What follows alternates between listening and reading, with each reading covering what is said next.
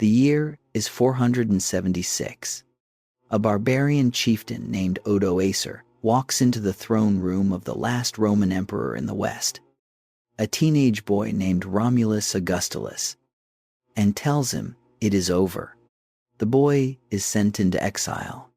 No one bothers to kill him. History records this as the fall of Rome, the end of the ancient world. But here is what that story leaves out. Half of Rome kept going, not as a memory, not as a tradition, as a functioning empire, with an emperor, an army, a legal system, and a capital city that would stand for another 1,000 years. It survived plagues, invasion, and wars, even betrayal from within. It outlived every kingdom that believed it was gone.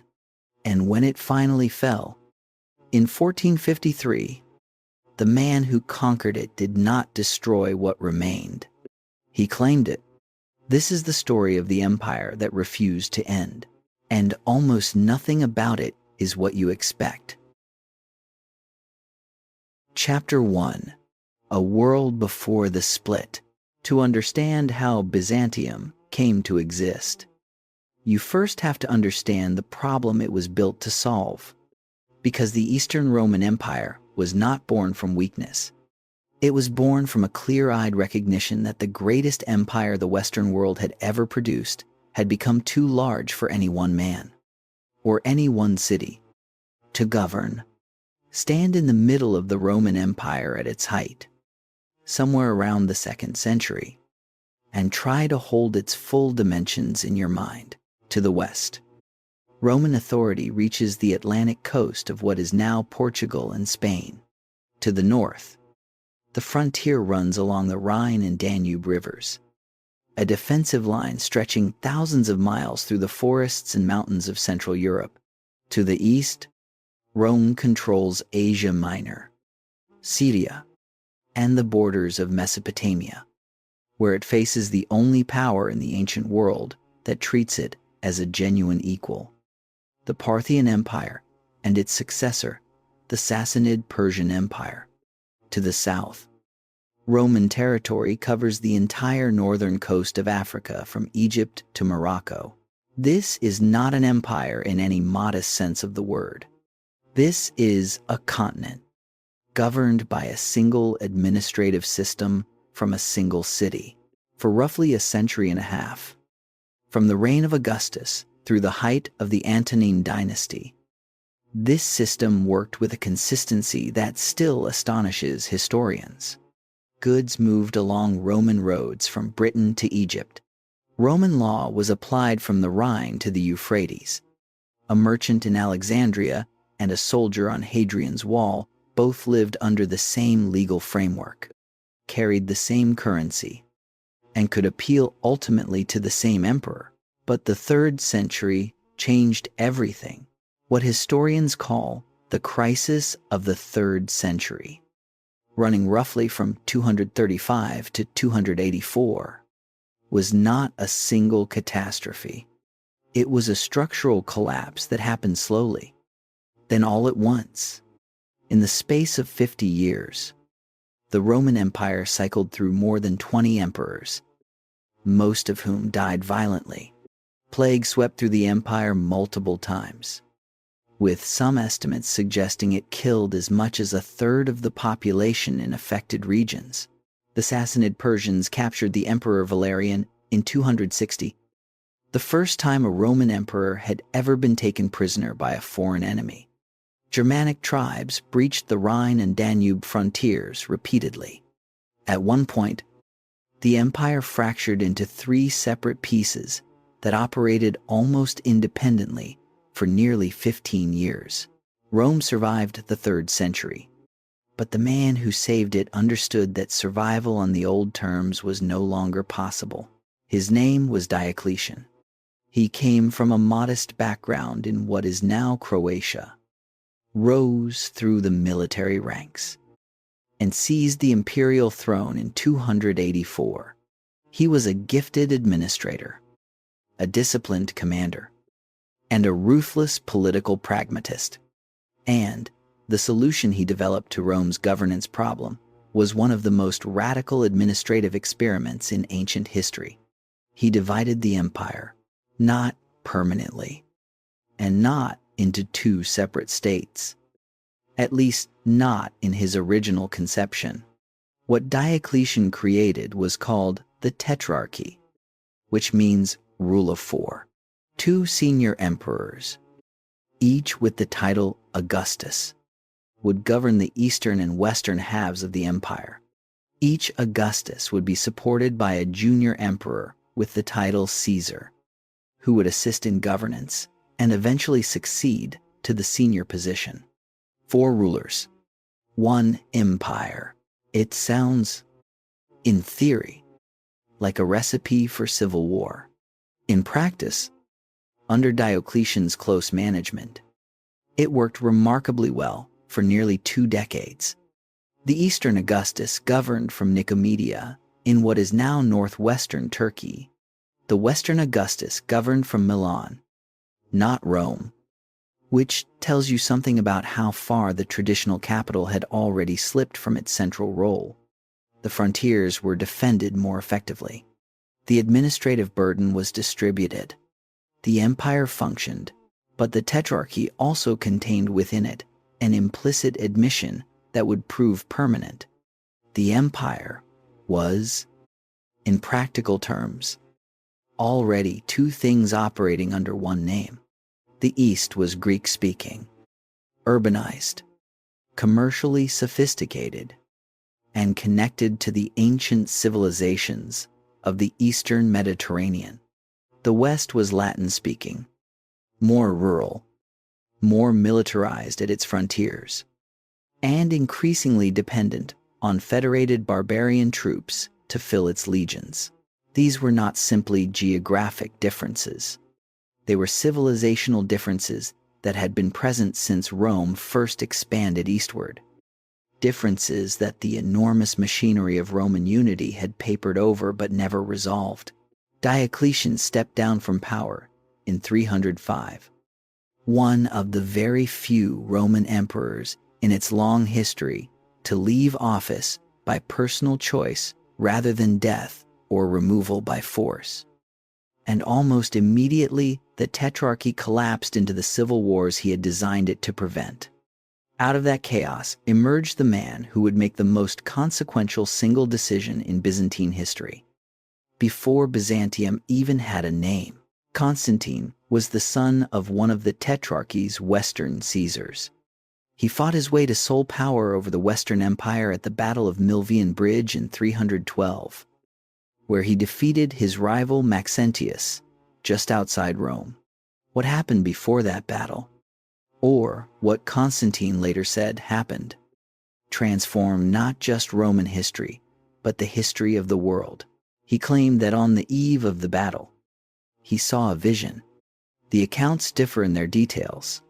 In some versions, he sees a cross of light in the sky with the words, "In this sign, conquer." In others, the vision comes in a dream.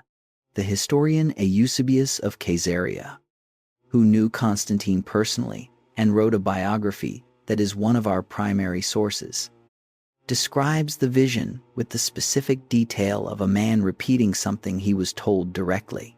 Whether the vision was genuine religious experience, strategic framing, or some combination of both is a question historians have debated for 17 centuries without reaching a final answer. And the historical record does not allow certainty here. What we can know is what Constantine did. He aligned himself with Christianity at a moment when Christians were a significant minority in the empire, perhaps 10 to 15% of the population by most scholarly estimates. Concentrated heavily in the urban East, he issued the Edict of Milan in 313, ending the persecution of Christians and extending legal tolerance to multiple religions. He convened the Council of Nicaea in 325 to resolve a theological dispute that was fracturing Christian communities across the Eastern Empire.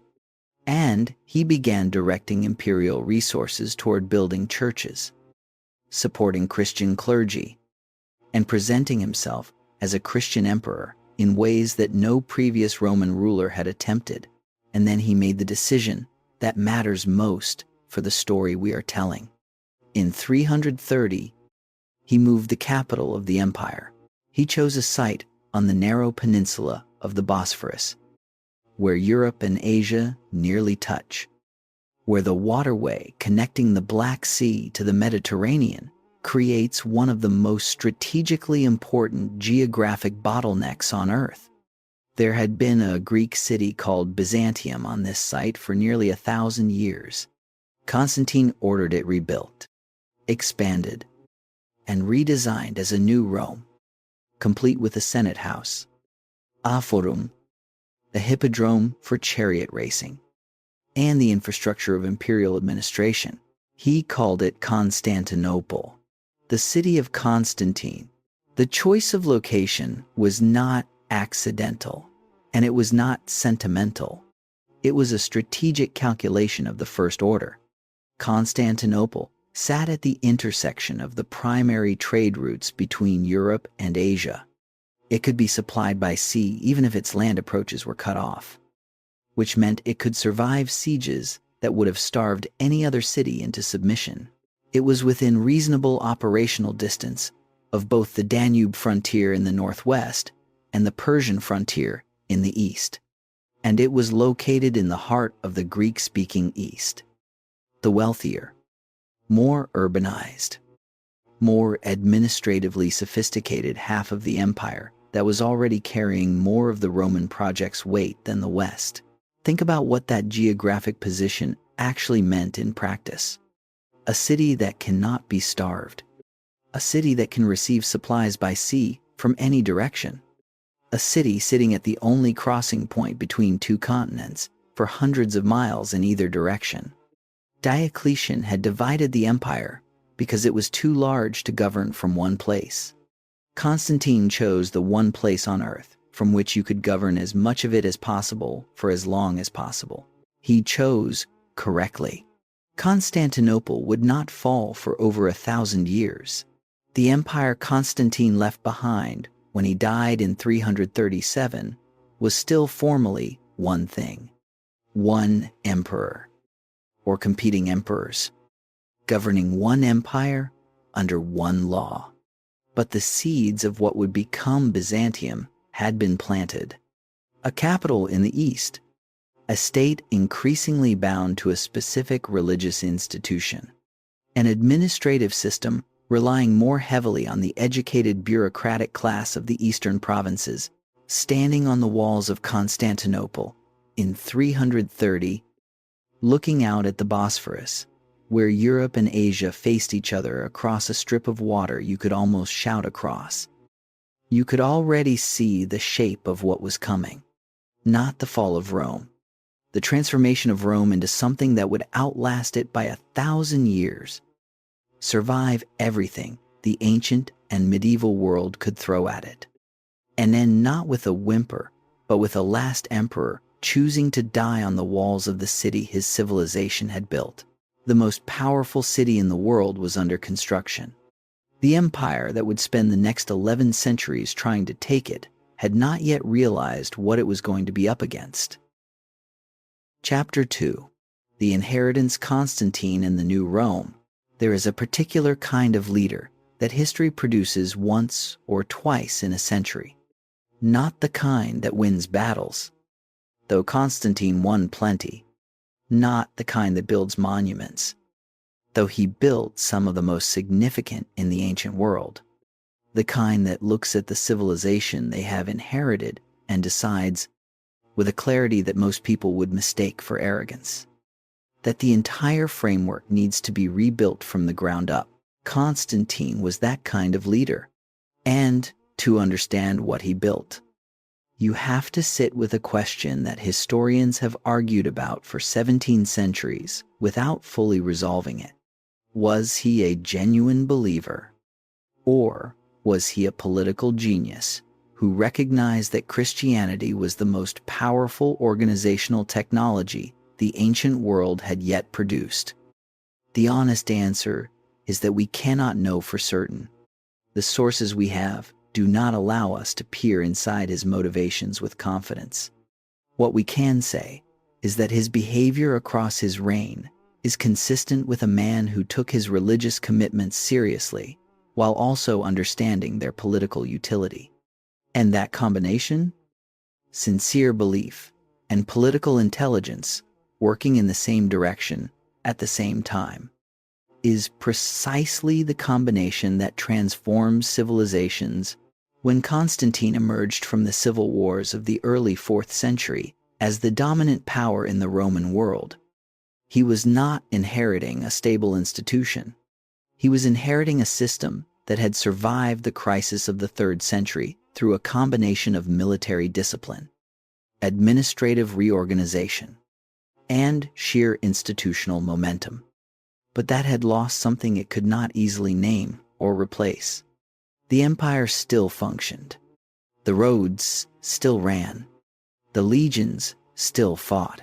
But the sense of shared identity that had once bound together a Roman citizen in Britain and a Roman citizen in Syria had been badly damaged by 50 years of civil war, plague, economic disruption, and the spectacle of emperors killing each other faster than any external enemy could manage. Christianity in the early 4th century was not yet the dominant religion of the Roman world. Scholars estimate that Christians made up somewhere between 10 and 15% of the total population, concentrated heavily in the urban centers of the Eastern Mediterranean.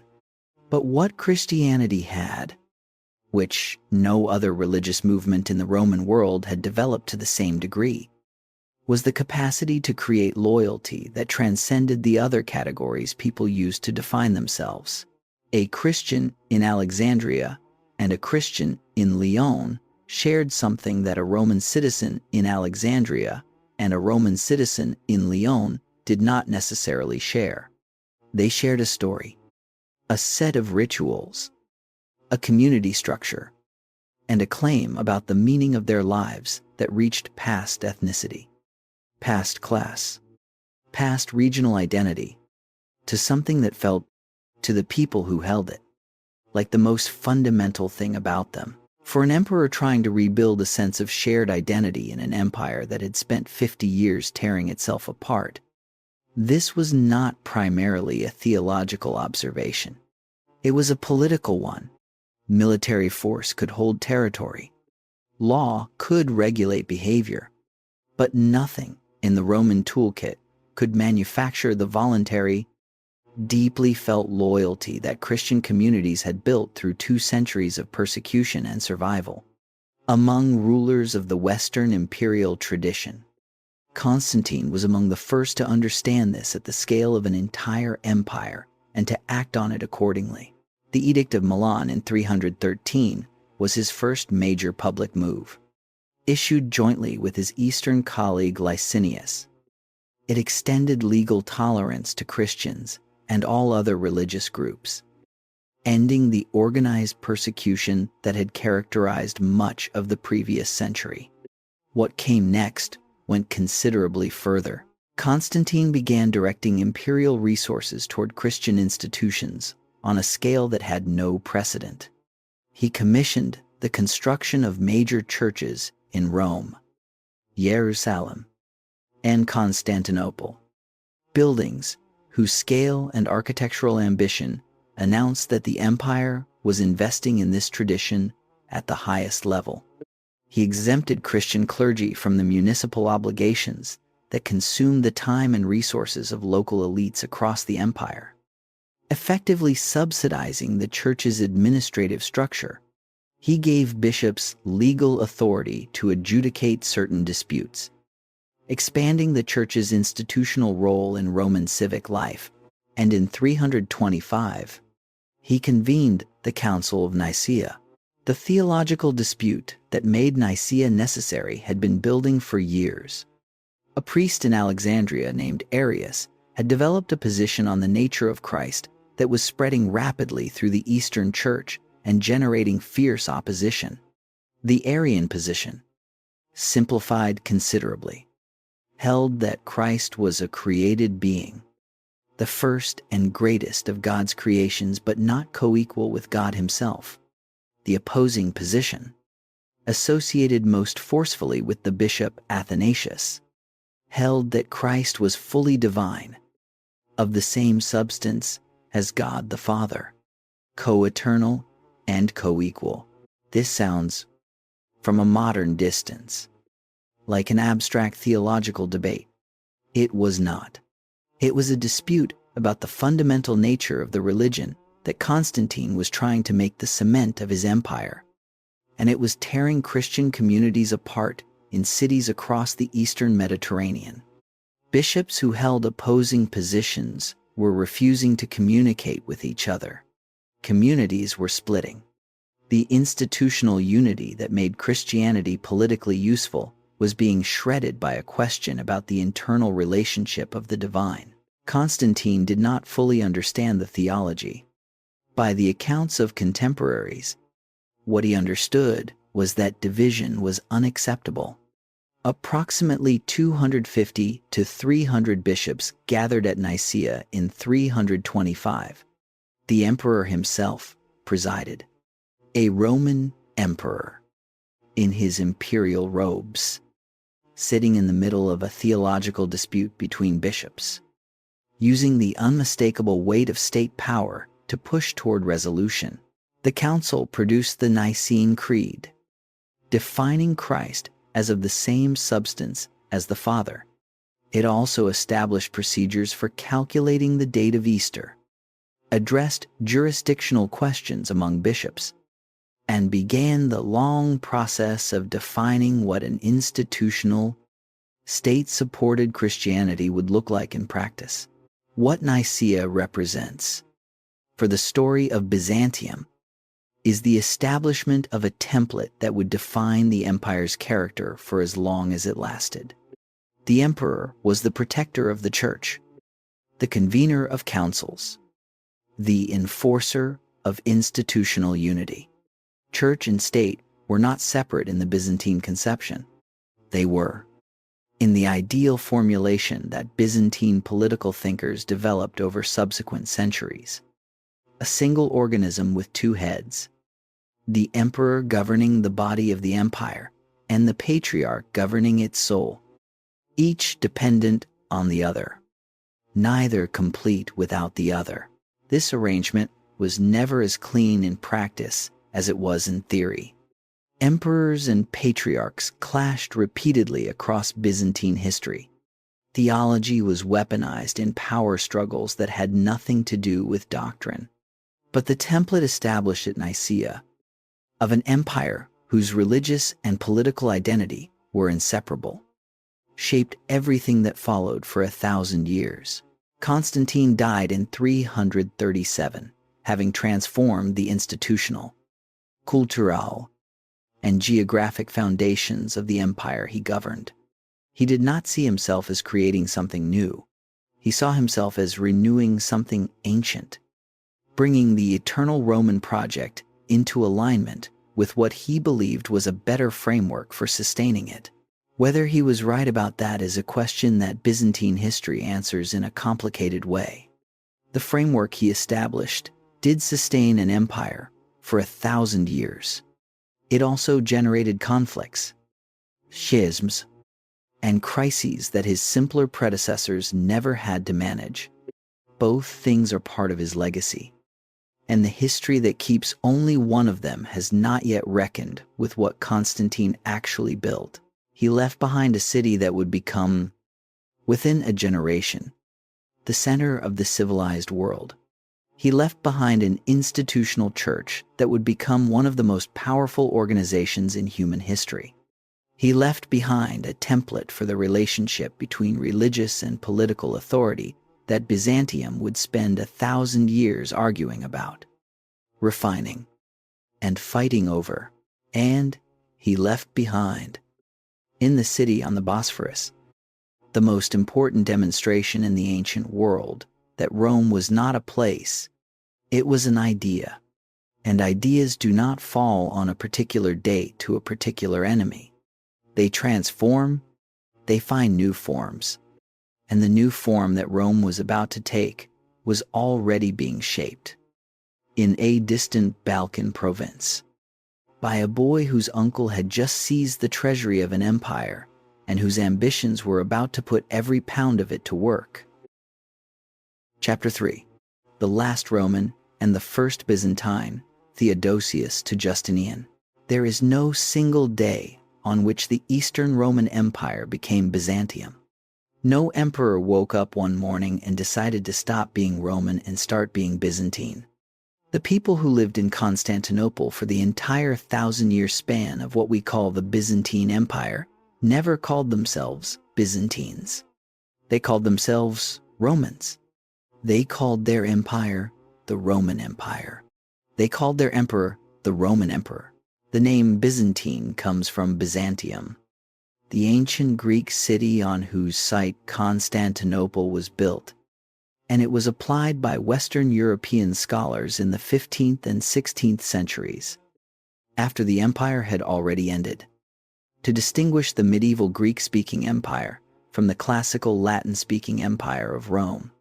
It is a label applied from outside, after the fact, to a civilization that would have found it deeply confusing. This matters because it shapes how you understand the transformation we are about to follow. Byzantium did not emerge from Rome's shadow as a new and distinct civilization that announced its own arrival.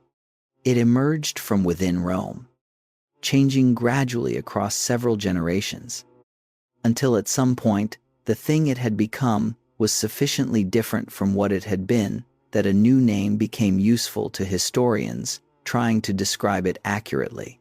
The man who made the formal political separation permanent was not trying to divide the empire. He was trying to manage it. Theodosius I came to power as Eastern Emperor in 379, inheriting a crisis that had been building since the catastrophic Battle of Adrianople the previous year, where a Gothic army had killed the Eastern Emperor Valens and demonstrated that the Roman army was no longer the unquestionable dominant force it had once been. Theodosius was a capable general and a deeply committed Christian, the first emperor since Constantine to take the religious unity of the empire as a primary political project. In 380, he issued the Edict of Thessalonica, which did something no previous emperor had done.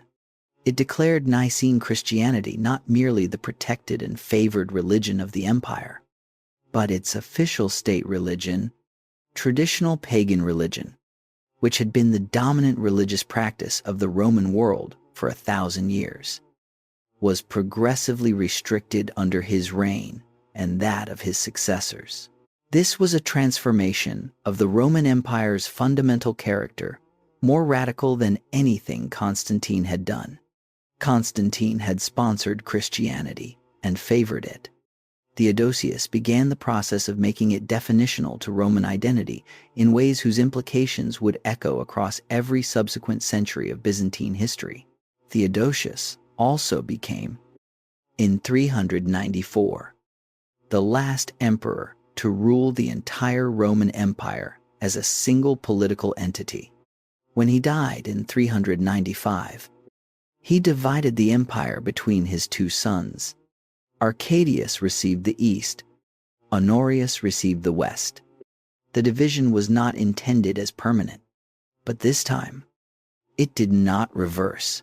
The Western Empire spent the following 8 decades in a slow deterioration that combined military pressure from Germanic peoples crossing the frontiers, economic contraction, political instability, and a progressive loss of the administrative coherence that had made Roman governance possible.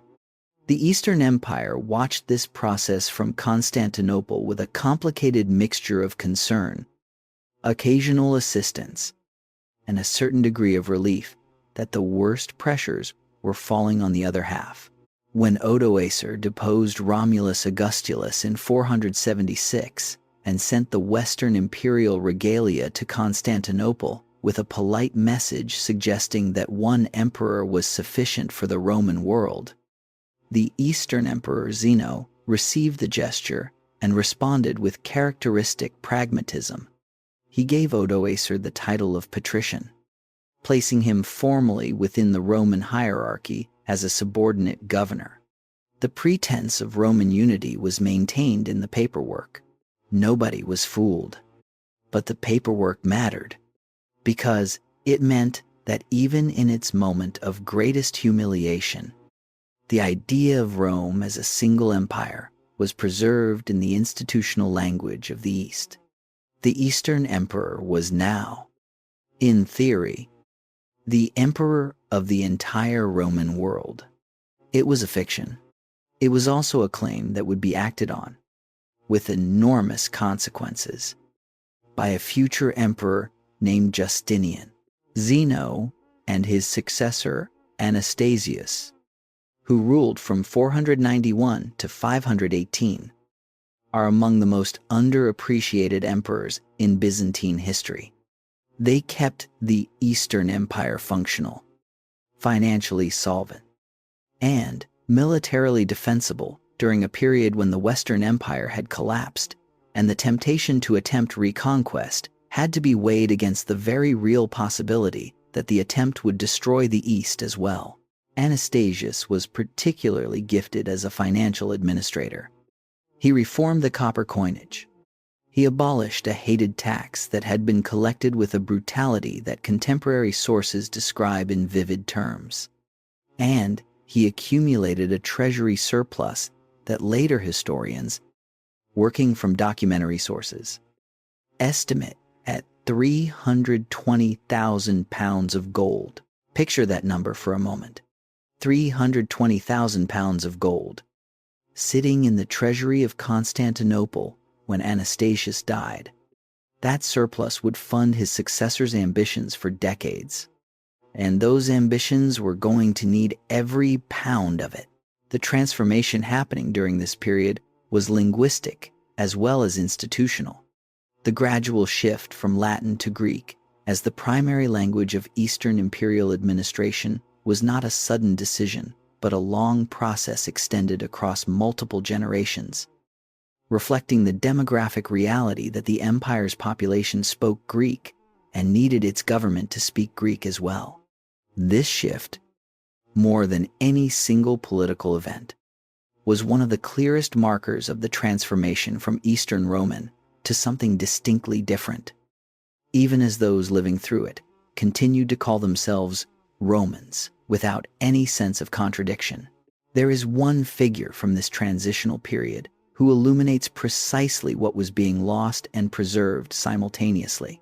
His name was Boethius, a Roman aristocrat of the old senatorial class, serving under Theodoric, the Ostrogoth, who governed Italy as a subordinate of the Eastern Emperor. Boethius spent his career translating and commenting on Greek philosophical texts into Latin. A man who could see the classical tradition fragmenting around him and was trying to save what he could. When Theodoric had him imprisoned on charges of treason in 523, Boethius wrote The Consolation of Philosophy in his cell, a meditation on fortune and the nature of the good that would become one of the most widely read books in medieval Europe. He was executed in 524. What Boethius understood, and what his execution illustrated, was that the world he was trying to preserve was already gone. The classical tradition was not dying. It was finding new homes. In the West, monasteries would carry it. In the East, the imperial administration, the church, and the universities of Constantinople would carry it forward into something that Rome had never quite been. That something was already being shaped in Anastasius's Constantinople, in the mind of a young man from a Balkan village who had watched his uncle fill that treasury and had already decided exactly what he was going to do with it. His name was Justinian. He had 3 convictions about the Roman Empire: a wife who would prove more formidable than any general he commanded, and access to 320,000 pounds of gold. The world had no idea what was coming. Chapter 4. Justinian, the man who tried to undo history. There is a particular kind of ambition that does not recognize the word impossible. Not the ambition of a man who has never been told no, because that kind of ambition is common and usually fragile. The ambition of a man who has been told no repeatedly, by circumstances, by history, by the sheer weight of what has already happened, and who looks at all of that and decides that the past is not a constraint but a problem to be solved.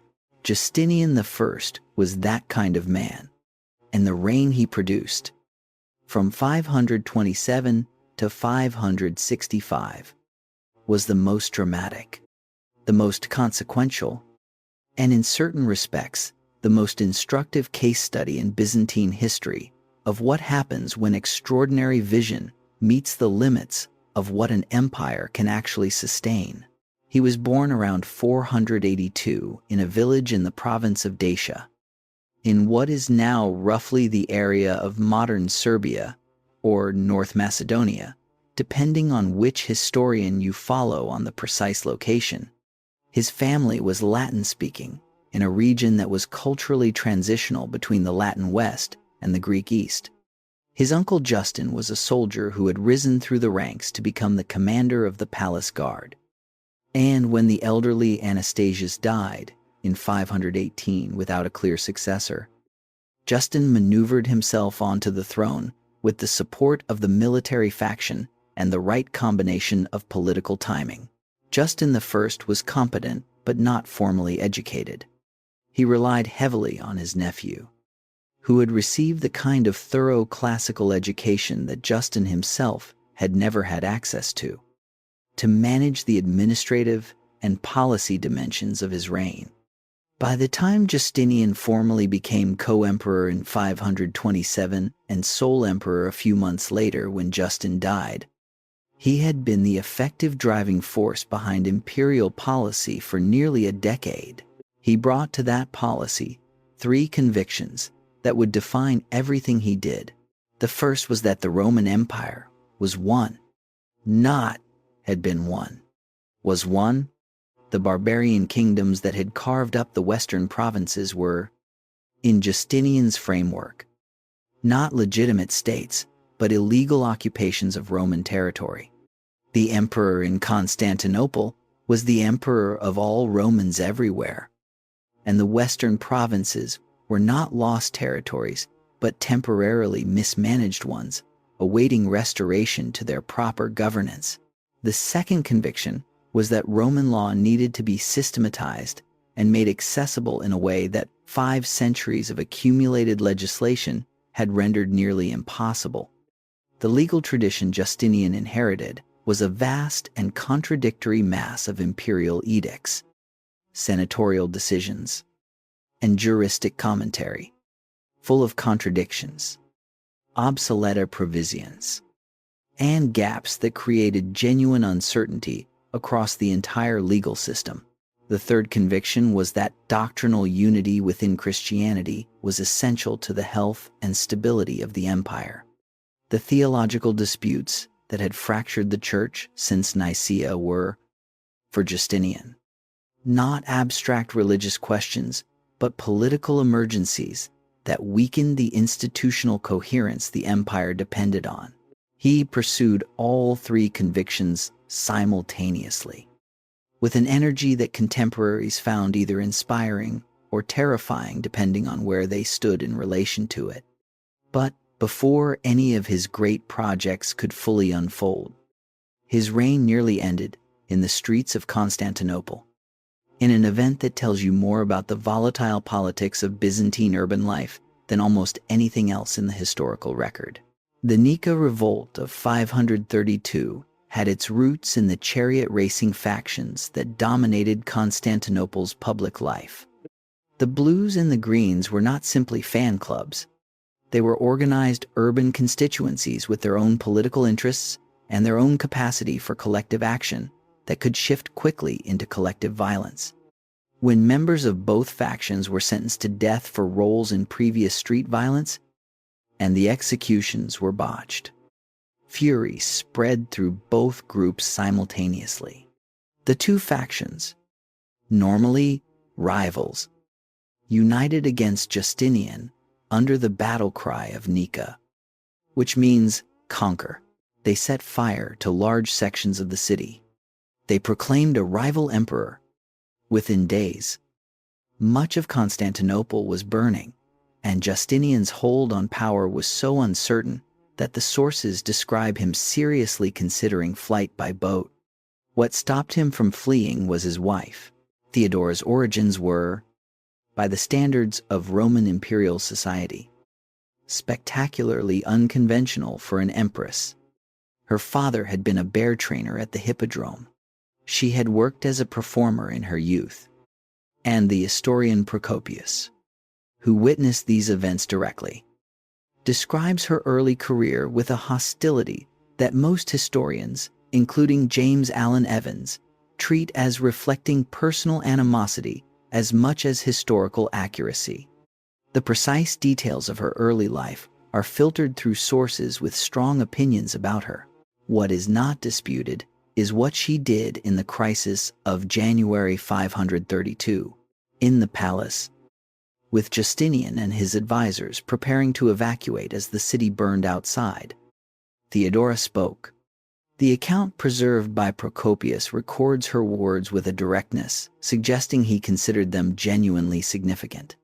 She said that she would not flee. That purple was a fine burial shroud. That a ruler who abandoned their throne deserved to lose it. And then she said something that cut through the panic in the room more cleanly than any military assessment. She said that those who had lived long enough did not fear death. Justinian stayed. The generals Belisarius and Mundus moved their forces into the hippodrome where the rioters had gathered. The killing that followed was systematic. The sources give casualty figures that most historians treat as probable exaggerations. But the scale of the suppression was sufficient to end the revolt decisively and send an unmistakable message about the cost of misjudging Justinian's resolve. The Nika revolt failed, and in the space it cleared, Justinian began building. The most immediately visible expression of what he built was architectural. The Church of Hagia Sophia, which means Holy Wisdom, was constructed between 532 and 537. The architects Anthemius of Tralles and Isidore of Miletus designed a structure that solved a problem no previous builder had solved at that scale. How to place an enormous dome over a square base in a way that distributed its weight without requiring the massive walls that would have blocked the light. Justinian wanted the interior to have the dome of Hagia Sophia, when completed, was the largest in the world. The interior, flooded with light from windows around the base of the dome, was designed to create a specific experience in the person who entered it. Contemporary accounts describe visitors stopping in astonishment, unable to process what they were seeing. The historian and administrator Procopius writes that the dome seemed to hang suspended from above rather than resting on solid masonry. When Justinian entered the completed church for the first time, he reportedly said that he had surpassed Solomon. Whether he actually spoke those words cannot be verified. What is certain is that the statement, as recorded, captures something true about his sense of his own project. He was not maintaining Rome. He was building something that had never existed before. The legal project, running parallel to the construction campaigns, was in some ways even more consequential for the long-term history of the world. Justinian appointed a commission of legal scholars under the direction of a brilliant jurist named Tribonian to undertake what had never been successfully attempted before: the complete systematization of Roman law. The commission produced, between 529 and 534, a body of work that legal historians call the Corpus Juris Civilis, the body of civil law. It consisted of the Codex, a systematic collection of valid imperial legislation, the Digest, an organized compilation of the writings of the great Roman jurists, the Institutes, a student textbook for legal education, and later the novels, Justinian's own new legislation. The Corpus Juris Civilis did not merely tidy up Byzantine law. It became the foundation of legal systems across Europe and much of the world in ways that are still directly visible today. When the universities of medieval Europe began teaching law, they taught Roman law as preserved and systematized in Justinian's compilation. The legal concepts, the categories of analysis, the fundamental distinctions that structure legal reasoning across most of the world today are traceable in significant part to the work of Tribonian's commission in 6th century Constantinople. The historian Peter Sarris describes the corpus as one of the most consequential intellectual achievements of the ancient world, precisely because of the reach of its influence on legal systems that came after it. While Tribonian was systematizing the law, Justinian was pursuing the Western reconquest with a military ambition that required both the treasury surplus Anastasius had accumulated and the generalship of the most talented military commander of his age. Flavius Belisarius was perhaps 30 years old when Justinian gave him command of the expedition against the Vandal kingdom of North Africa in 533. He had already demonstrated unusual ability in campaigns against the Persians on the eastern frontier. But what distinguished Belisarius beyond his tactical skill was something rarer in the courts of ambitious emperors. He was, by the consistent testimony of multiple sources, a man of personal integrity, loyal to Justinian through circumstances that would have broken most men's loyalty, honest with his emperor when honesty was dangerous, effective in war, and deeply uncomfortable in politics, which, in the court of Justinian, was a combination that would eventually cost him dearly. The North African campaign was a demonstration of what Byzantine military power at its best could accomplish. Belisarius defeated the Vandals in 2 major engagements, captured Carthage within months of landing, and brought the Vandal king Gelimer back to Constantinople for a triumph staged in the Hippodrome with a deliberate evocation of classical Roman tradition. North Africa, lost to the Vandals for over a century, was Roman again. The Italian campaign that followed was more complex and, ultimately, more costly. The Ostrogothic kingdom that governed Italy was militarily more capable than the Vandals and geographically more difficult to operate in. Belisarius took Sicily in 535, crossed to the Italian mainland, and captured Rome in 536. He held it against a Gothic siege for over a year with a garrison that was massively outnumbered, one of the more remarkable defensive achievements of the entire period. But the Italian campaign, which should have been concluded quickly, dragged on for decades. A new Gothic leader named Totila proved capable of reversing many of Belisarius's gains. Justinian sent inadequate reinforcements, driven partly by financial strain and partly by a growing political suspicion of Belisarius as his general's reputation eclipsed his own. The final conquest of Italy was completed not by Belisarius, but by another general, the eunuch Narses, in 552. Nearly 20 years after the campaign began, Belisarius spent his last years in Constantinople, alternately restored to favor and stripped of it, navigating the politics of a court that admired what he had accomplished and feared what he represented. He died in 565, the same year as Justinian, having served his emperor with a fidelity that the emperor had not always deserved. History has been considerably kinder to him than the man he served. The human and economic cost of the Italian campaigns was staggering. Italy, which had been reasonably prosperous under Ostrogothic rule, was devastated by 2 decades of warfare. The senatorial aristocracy that had been the backbone of Roman civic culture in the West was shattered. The Italy that emerged from the Gothic Wars would take generations to partially recover. Justinian knew the cost and continued anyway. For Justinian, the reconquest was not primarily an economic calculation. It was an ideological necessity. A Roman emperor who accepted that the Western provinces were permanently lost was an emperor who had surrendered the claim that Rome was universal and eternal. He could not make that surrender and remain. In his own conception of himself and his role, what he believed himself to be. But history has a way of presenting its most consequential challenges through mechanisms that no political vision can anticipate or negotiate with. In 541, the first cases of a disease appeared in the Egyptian port city of Pelusium. It spread to Alexandria, then to Constantinople, where it arrived in 542.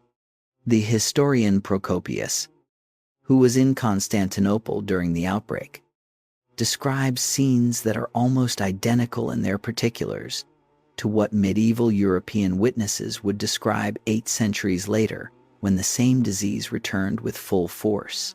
It was bubonic plague, the bacterium Yersinia pestis, the same pathogen that would devastate Europe in the 14th century, had arrived in the Byzantine world through the trade networks connecting Constantinople to Egypt and Central Asia. The historian William Rosen, in his study of the Justinianic plague published in 2007, places the probable origin of the outbreak in the East African highlands, from which it traveled north along established trade routes to reach the Mediterranean world. Procopius estimates that at the height of the Constantinople outbreak, the city was losing 10,000 people per day.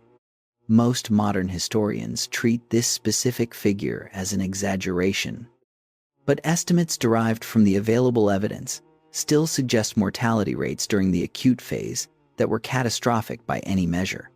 The emperor himself contracted the disease and survived, though his illness temporarily paralyzed the imperial administration during one of the most sensitive periods of the Western campaigns.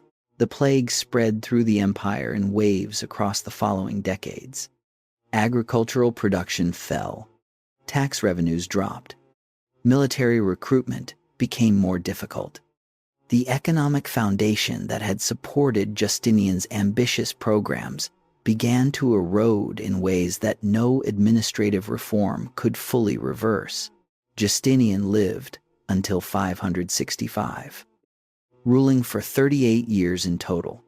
He died in his bed, which was itself an achievement in an empire where violent death was a constant occupational hazard of imperial power. He died in a Constantinople dominated by his greatest building, the Hagia Sophia, which still stands in Istanbul today, and which is still, by the judgment of architectural historians, one of the most remarkable buildings ever constructed by human hands. He left behind a legal system that would shape the governance of Europe for 1,000 years. He left behind a reconquered Western Empire that would not stay reconquered for 2 generations. He left behind an economy weakened by decades of expensive warfare and repeated plague. And he left behind the question that honest history has to sit with when evaluating his reign. Was it worth it? The answer depends entirely on what you measure. Measured by the permanent institutional legacies, the legal codification, and the architectural achievements. The case for yes is genuinely strong.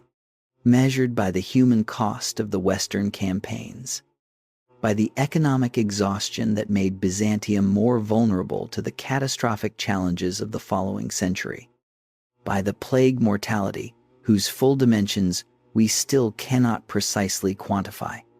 The calculation is considerably more complicated.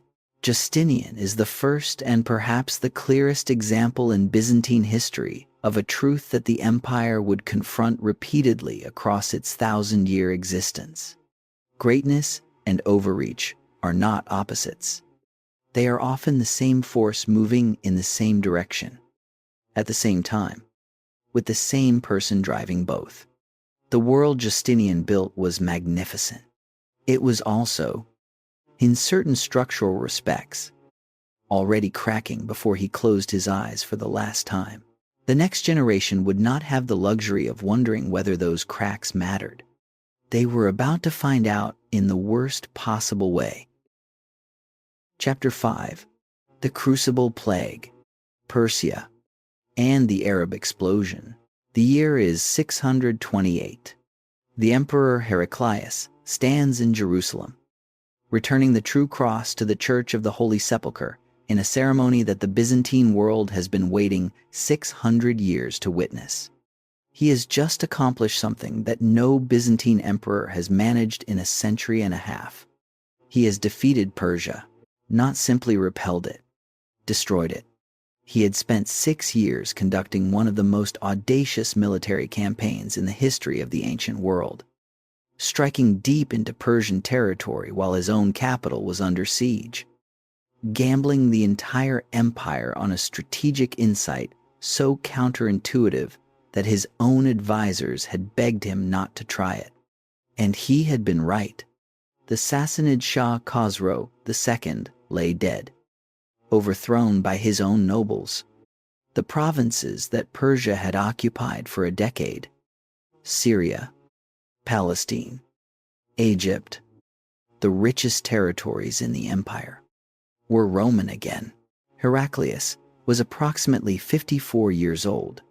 His treasury was empty. His army was exhausted. His empire had been depleted by 30 years of plague, a decade of Persian occupation of its richest provinces, and the cost of the campaigns that had recovered them. He had 10 years left before everything he had just won would be taken away by something he had never imagined existed. In the Arabian Peninsula, a religious and political movement had been building for 2 decades with a speed and internal coherence that the surrounding powers had not recognized as significant until it was too late. Muhammad ibn Abdullah had begun receiving what he understood to be divine revelations around 610, the same year Heraclius took the Byzantine throne.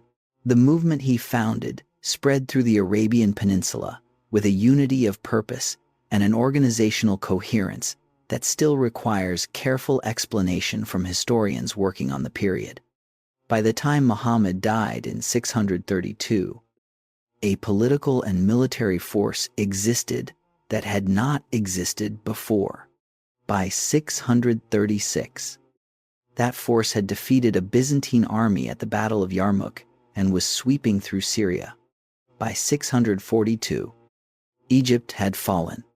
By 650, the Sassanid Persian Empire, already mortally weakened by its wars with Byzantium, had been completely conquered. The speed and scale of the early Islamic conquests is one of the most studied and debated topics in the historiography of late antiquity and early medieval history.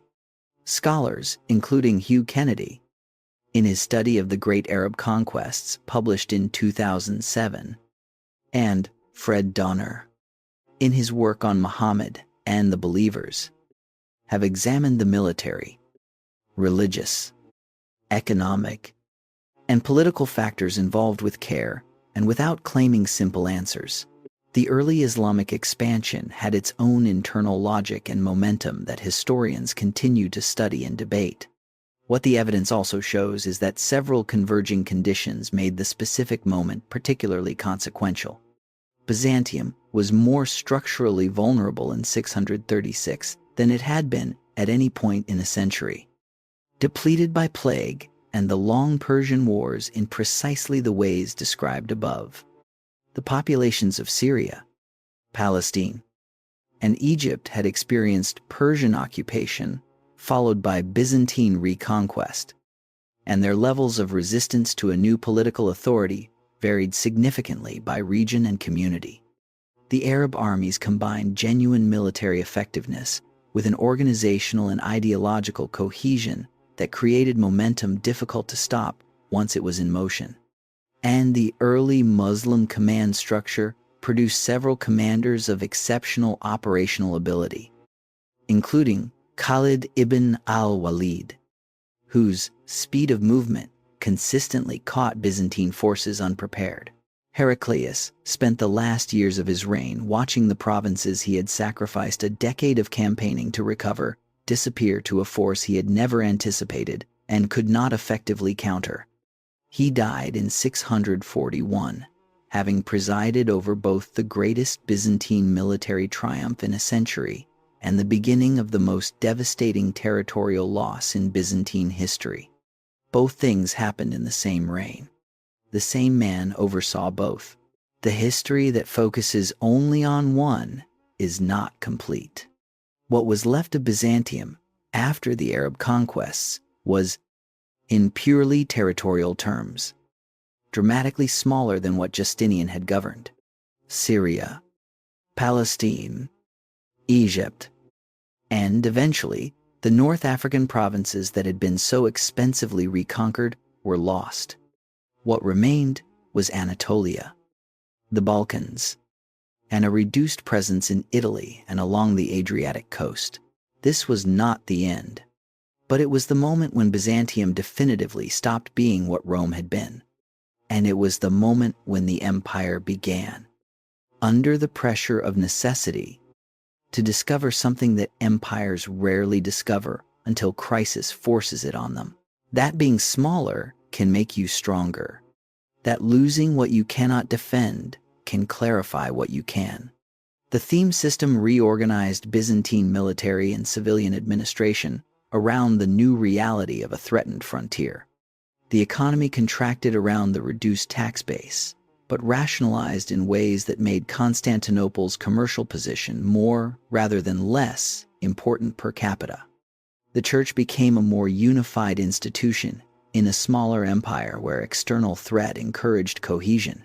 The empire had survived the world outside trying to destroy it. Now it was about to spend more than a century trying to destroy itself.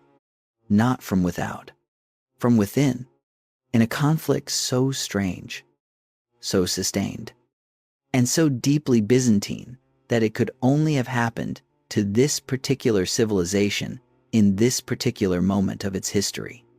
It was a war about pictures. Chapter 6. Iconoclasm. The empire at war with itself. There is a specific kind of political crisis that is more dangerous than invasion, more destabilizing than plague, and harder to resolve than any military defeat. It is the crisis that happens when a society cannot agree on the meaning of its own symbols. When the images and objects that one group treats as sacred become, for another group, the precise evidence of everything that has gone wrong. When the question of what you are allowed to put on a wall becomes a question about who controls what the community is, Byzantium entered that crisis in 726, and it did not fully emerge from it until 843, 117 years, more than 5 generations, a conflict that fractured families, destroyed careers, sent monks and bishops into exile, and at one critical moment placed a woman on the imperial throne in circumstances that the Byzantine political tradition had no precedent for managing. Understanding why it happened requires understanding what religious images meant in Byzantine culture in a way that is genuinely difficult for a modern secular audience to fully appreciate. Icons, from the Greek word for image, were not merely decorative objects in Byzantine religious life. They were understood, in the theological tradition that had developed across the 5th and 6th centuries, as genuine points of contact between the worshipper and the holy figure depicted. When a Byzantine Christian prayed before an icon of Christ or the Virgin Mary, they were not understood to be praying to a piece of painted wood. They were understood to be communicating with the actual holy figure through the image that made that communication possible. The icon was a kind of window between the visible and the invisible world, This theological understanding had practical consequences that went far beyond individual private devotion. Icons were carried into battle as protection and as rallying points for troops. They were displayed at city gates as guardians against attack. They were central to the rituals through which the emperor presented himself to his people as the divinely sanctioned ruler of a Christian empire. The image of Christ above the Chalca Gate, the main entrance to the imperial palace in Constantinople, was not a decoration. It was a theological statement about the nature of imperial authority and its relationship to divine sanction. When the Emperor Leo III ordered that image removed in 726, he was not making a statement about aesthetics. He was making a statement about power. Leo III had come to the throne in 717 in a moment of acute military crisis, an Arab siege of Constantinople, combining a massive naval force with a land army approaching from the Anatolian side, threatened the city with the most serious attack it had faced since the Arab conquests began. Leo organized the defense with considerable skill, using Greek fire, the Byzantine incendiary weapon whose precise formula remains a subject of historical debate, to destroy significant portions of the Arab fleet. The siege was lifted in 718, and Leo emerged from it as a genuine military hero who had saved the empire from what contemporaries considered an existential threat. The question Leo then turned to was one that rulers facing military crises have asked throughout history. Why did this happen? What did we do wrong? Why did God allow our enemies to come so close to destroying us? The answer Leo arrived at was that God was punishing the Byzantine Empire for the sin of idolatry, the veneration of images. In this interpretation, was not a legitimate form of Christian devotion. It was a form of idol worship condemned explicitly in the Hebrew Scriptures. The military successes of the Arab world, which was explicitly anti-iconic in its religious culture, were offered as evidence. This interpretation was not Leo's invention. It had antecedents in theological discussions going back decades, and there were genuine intellectual arguments on both sides of the question that serious theologians engaged with in good faith. The historian Leslie Brubaker, in her study of Byzantium and the icons, published jointly with John Haldon in 2011, argues that the Iconoclast controversy drew on real theological tensions within Christian tradition rather than being simply a political manipulation dressed in religious language. The theology was genuine. The politics were inseparable from it. Both things were true simultaneously, and separating them does violence to the reality of how people in the 8th century actually thought and believed. Leo's removal of the Chalcate image in 726 provoked immediate and violent opposition. A crowd of women reportedly attacked and killed the imperial official sent to remove the image. The Pope in Rome, Gregory II, wrote letters to Leo condemning the policy with a directness that marks one of the earliest clear breaks between the theological sensibilities of the Latin West and the Greek East. The Patriarch of Constantinople, Germanus, resigned rather than comply with iconoclast policy. Leo escalated. He issued a formal edict requiring the removal of icons from churches throughout the empire. When Pope Gregory III convened a Roman synod in 731 that condemned iconoclasm, Leo responded by removing the provinces of Illyricum and southern Italy from the jurisdiction of the Roman papacy and placing them under the Patriarch of Constantinople, a jurisdictional power play that deepened the institutional divide between East and West in ways that would contribute, 3 centuries later, to the permanent schism. The theological and political logic of iconoclasm was continued and intensified by Leo's son, Constantine V, who ruled from 741 to 775 and was, by most scholarly assessments, the most intellectually serious of the iconoclast emperors.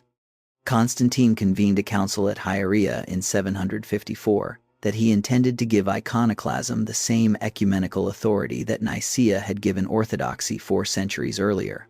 Constantine was also a capable military commander who conducted successful campaigns against the Bulgars in the Balkans and managed the Arab frontier with considerable effectiveness. His admirers called him by his official name. His opponents, and they were numerous and fierce, called him Copronymus, a Greek insult derived from a story about his baptism that his enemies used to discredit him and that most historians treat as propaganda rather than history.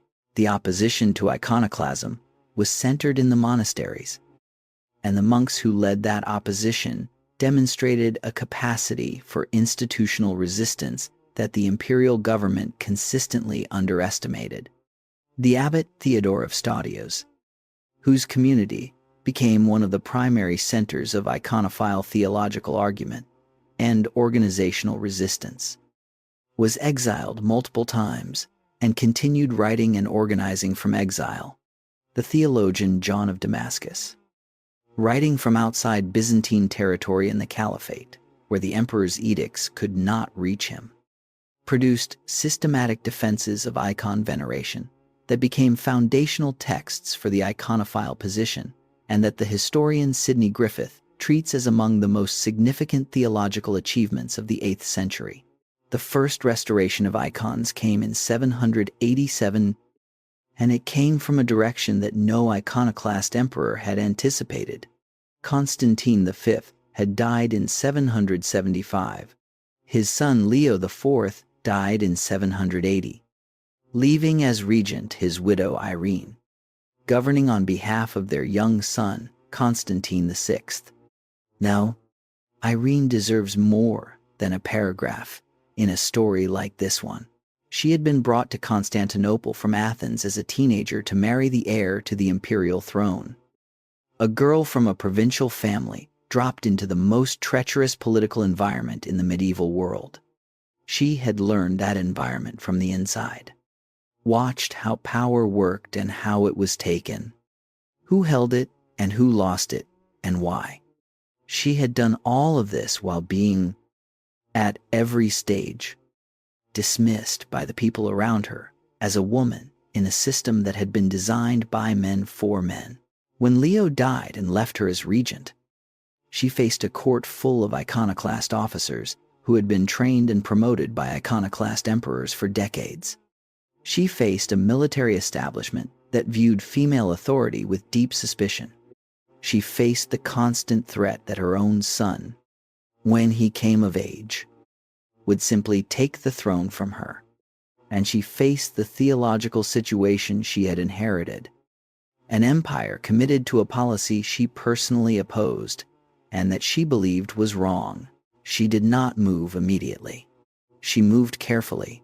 She spent years building alliances, identifying the institutional and personal relationships that could be converted into support for a reversal of policy, distinguishing between those who would follow the imperial lead on theology and those who would resist any change. She was doing, in the ecclesiastical and court domains, exactly what a great military commander does before a campaign: assessing the terrain, identifying the vulnerabilities, choosing the moment. In 787, she convened the Second Council of Nicaea. The council restored the veneration of icons on the theological grounds developed by John of Damascus. The distinction drawn was precise. Veneration was appropriate for icons. Worship was appropriate only for God. Icons could be honored as windows to the holy without being worshipped as holy in themselves. The political achievement required to produce this council was as significant as the theological one. Irene had navigated a military establishment, a fractious court, a complex relationship with Rome, and the constant threat of her own removal, all simultaneously. and had produced the outcome she wanted. She then went further. In 797, she had her own son, Constantine VI, arrested, blinded, and imprisoned, securing sole imperial power for herself. She ruled as empress in her own name for 5 years, the first and only woman to hold sole imperial authority in Byzantine history. A provincial girl from Athens who had arrived in Constantinople as a teenager with nothing but her intelligence and her patience. Whatever you think of the means by which she acquired sole power, the fact of that acquisition tells you something important about the Byzantine Empire that its own ideology tried to deny. Power in Byzantium was supposed to flow through men. Irene demonstrated that it could flow through whoever was willing to do what it took to hold it, and that, in doing so, she restored to the empire a theological tradition that would define Orthodox Christianity for the next 12 centuries. Iconoclasm returned in 815, under the Emperor Leo V. Again, in the context of military setbacks that demanded theological explanation, the second phase lasted until 842, when the Empress Theodora, another female regent governing for a young son, restored icon veneration permanently. The first Sunday of Lent in 843, on which the restoration was formally proclaimed and celebrated, is still commemorated in the Orthodox Church today as the triumph of orthodoxy. The end of iconoclasm was the beginning of something that would define Byzantine religious and cultural life for the rest of the empire's existence. The theological tradition that emerged from the controversy was more sophisticated and more systematically articulated than anything that had existed before the conflict began. The iconophile theologians, forced by the necessity of defending their position against serious intellectual opposition, had developed arguments about the nature of images, the relationship between visible and invisible reality, and the meaning of the incarnation that became foundational for Eastern Christian theology in all its subsequent forms. The monasteries emerged from the controversy with enhanced prestige and a demonstrated capacity for institutional independence from imperial authority that would make them a persistent counterweight to imperial power for centuries to come. And the relationship with Rome had been damaged in ways that were not immediately visible as permanent, but that were accumulating toward a rupture that would take another 2 centuries to fully formalize. The empire had fought a war about the meaning of its own symbols and arrived at a position it could defend. It had done so twice, through the political intelligence and personal determination of women that the system claimed should not have that kind of power. History has a sense of irony that even Byzantium occasionally had to acknowledge. What came next was not crisis. What came next was, by any reasonable measure, the most remarkable century in Byzantine history, and almost no one in the Western world today knows it happened. Chapter 7. The Macedonian Golden Age. Byzantium, at its peak. Ask most educated people in the Western world what they know about the Byzantine Empire, and you will get some version of the same answer: that it was Rome's eastern remnant, slowly declining through the centuries until the Turks finally ended it in 1453. That it was defined by elaborate court ceremony, theological controversy, and a political culture so treacherous that the word Byzantine itself became synonymous with devious complexity. That it was, in the framework most Western historical education implicitly provides, a holding pattern between the classical world and the Renaissance, rather than a civilization of genuine achievement in its own right. This picture is not simply incomplete. For the period we are about to examine, it is almost precisely wrong, between roughly 867 and 1067, a span of 2 full centuries. Byzantium was, by most available measures, the most powerful, the most sophisticated, and the most culturally productive civilization in the Christian world. Its armies were expanding into territory lost for centuries. Its economy was generating wealth that made Constantinople the richest city between Baghdad and Western Europe. Its intellectual and artistic culture was producing work of genuine originality and lasting influence. And its diplomatic and missionary activity was reshaping the political and religious map of Europe in ways that are still directly visible today. The dynasty that presided over this golden age is called the Macedonian dynasty, a name that refers to the province of Macedonia in the Balkans, where the dynasty's founder originated, rather than to any connection with the ancient Macedonia of Philip and Alexander. That founder was Basil I, who came to power in 867 through one of the more spectacular pieces of political violence in a history that contained no shortage of it. Basil was a man of modest origins from Thrace who had come to Constantinople as a young man, found patronage through his physical ability, risen in the service of the Emperor Michael III, and eventually been elevated to co-emperor. When he concluded that Michael had become a political liability, he had him murdered and took the throne himself. He governed effectively.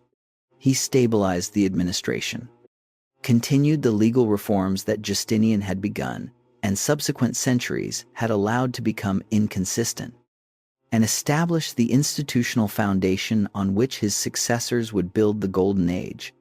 He founded a dynasty that would rule Byzantium, with one brief interruption. For nearly 2 centuries, his path to power does not reflect well on him. His governance does. Both things are true, and the history that resolves that tension by keeping only one of them has not been paying attention to what Byzantine history actually teaches. His son Leo VI, known as Leo the Wise, continued the legal work of his father, commissioning the Basilica, a massive reorganization and updating of Justinian's Corpus Juris Civilis in Greek rather than Latin, and producing an extraordinary body of military and administrative literature that gives historians one of their best windows into how the Byzantine state actually functioned in this period. But the emperor who represents the Macedonian Golden Age at its most dramatic, the most consequential, and in certain respects the most morally difficult, is the ruler who came near its end. Basil II was born in 958 and ruled from 976 until his death in 1025. A reign of nearly half a century that expanded Byzantine territory more extensively than any emperor since Justinian. He is remembered by a name that his enemies gave him and that history has confirmed: Basil Bulgaroktonos, Basil the Bulgar Slayer. To understand that name requires understanding the context in which it was earned. The Bulgarian Empire, centered north of the Balkans, had been the primary military threat to Byzantine Europe for much of the 9th and 10th centuries. Tsar Samuel of Bulgaria had taken advantage of a period of Byzantine internal conflict to expand Bulgarian territory significantly into territory Byzantium considered its own. Basil II spent decades systematically reversing this expansion. He was, by the consistent testimony of sources from multiple traditions, an unusual emperor in almost every personal respect. Personally, austere in a court famous for luxury, indifferent to the ceremonial elaboration that most Byzantine emperors cultivated, more comfortable in a military camp than in the palace, focused, disciplined, and possessed of a strategic patience that allowed him to sustain military pressure over years rather than seeking the quick, decisive engagement that could as easily end in defeat as in victory. The end of the Bulgarian War came in 1014 at the Battle of Cleidion, where Basil's forces defeated and captured a Bulgarian army of approximately 15,000 men. What Basil did with his prisoners has given him his name and his place in the most difficult corner of Byzantine military history. He blinded approximately 99 out of every 100 prisoners. To every 100th man he left one eye, so that the blinded men could be led home. Tsar Samuel, according to the sources, looked at his returning army and died within days. This was not an act of battlefield rage. It was a calculated policy decision, delivered in a specific way to achieve a specific psychological and strategic effect. The Bulgarian Empire, its ruler dead and its military capacity destroyed, in the most psychologically devastating manner Basil could devise, surrendered. Bulgaria was incorporated into Byzantine territory. The same Basil II who ordered the blinding of those men also governed an expanded empire with administrative competence, resisted the pressure from powerful aristocratic families to accumulate land at the expense of the peasant smallholders who formed the tax and military base of Byzantine power, and conducted successful campaigns on the eastern frontier. He died in 1025, reportedly while planning a campaign to recover Sicily from the Arabs, having never married and left no direct heirs. Both things are part of his record, the achievement and the act that gave him his name. The history that keeps only one of them is not complete. The Golden Age was not only, or even primarily, about military expansion. The century between 850 and 950 was also the period of the so-called Macedonian Renaissance, a flowering of Byzantine intellectual and cultural life that produced some of the most significant scholarship of the medieval world. The scholar and administrator Photius, who served twice as Patriarch of Constantinople in the 9th century, compiled the Bibliotheca, an extraordinary work in which he summarized and commented on 280 texts from classical and Christian antiquity, many of which survive today only because Photius described them. Without his summaries, our knowledge of the intellectual tradition he was transmitting would be substantially diminished. He was also central to one of the great missionary projects of Byzantine history, the brothers Cyril and Methodius, Greek theologians from Thessalonica, commissioned in 863, undertook a mission to the Slavic peoples of Moravia that had consequences reaching far beyond their original assignment. To make Christianity accessible to Slavic-speaking peoples, they developed an alphabet adapted to the sounds of the Slavic languages. The alphabet that evolved from their work, now called Cyrillic, is still used today by Russians, Bulgarians, Serbs, Ukrainians, and dozens of other linguistic communities across Eastern Europe and Central Asia. Stop and think about what that means. Every time someone reads Russian, Bulgarian, Serbian, or Ukrainian, they are using a writing system created by Byzantine missionaries in the 9th century. More than 250 million people use Cyrillic script today as their primary writing system. That is a legacy that most people living inside it have no idea they are carrying.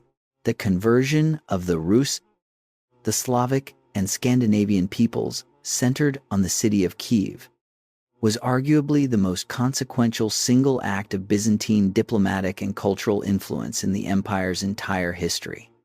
The precise circumstances of the conversion of Prince Vladimir of Kiev in 988 are surrounded by legendary material that historians treat with appropriate caution. The account in the primary chronicle of Rus describes Vladimir sending envoys to investigate the religious options available, and those envoys reporting back that when they attended the liturgy at Hagia Sophia in Constantinople, they did not know whether they were in heaven or on earth. The scholarly questions about that account's reliability matter less than what the account tells us about the cultural significance of the event being remembered. What matters historically is that Vladimir chose Orthodox Christianity. And that choice bound the Rus world to Constantinople in ways that shaped Russian, Ukrainian, and Belarusian culture, politics, and religious identity for the entirety of subsequent history. The Russian Orthodox Church is a direct institutional descendant of the Byzantine missionary program. The theological tradition, the liturgical forms, the understanding of the relationship between church and state that characterize the Orthodox world from Moscow to Belgrade to Bucharest. All of these flow from decisions made in Constantinople in the 9th and 10th centuries. This is not soft power in any diminished sense of the term. This is civilizational formation on a continental scale. The Constantinople of the Macedonian period was, by the accounts of visitors from multiple traditions, the most impressive city in the Christian world. The scholar and diplomat Liutprand of Cremona, who visited Constantinople twice in the 10th century on behalf of Western European rulers, describes the imperial court with a grudging awe that his considerable personal hostility to the Byzantines could not entirely suppress.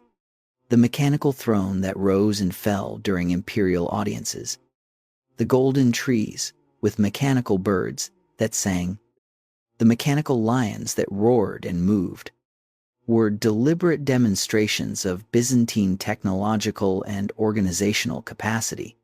They were designed to communicate to foreign visitors that they were dealing with a civilization whose resources and sophistication were in a different category from their own. The commercial wealth that supported this display was real and substantial. Constantinople, in the 10th century, was the primary point of exchange for the luxury trade between the Eastern Mediterranean and Western Europe. The Byzantine gold coin, the nomisma, was the primary reserve currency of the medieval Mediterranean world, accepted by merchants from Baghdad to London as a reliable store of value. The historian Angeliki Laiu describes the Macedonian period as the high point of Byzantine commercial power, the moment when the empire's geographic position and institutional sophistication combined most effectively to generate the kind of durable prosperity that could support both military expansion and cultural production simultaneously. 2 centuries of this, 2 centuries of military expansion, cultural production, missionary success, and commercial dominance. 2 centuries that most educated people in the Western world have never heard of. The question of why the period most historians of Byzantium consider its greatest is also the period most absent from popular Western memory does not have a simple answer. But it is worth asking, because what you do not know about Byzantine history is not a gap in your knowledge of a dead civilization. It is a gap in your understanding of how the world you live in came to be the way it is. And the seeds of the ending were already present in the height of the achievement.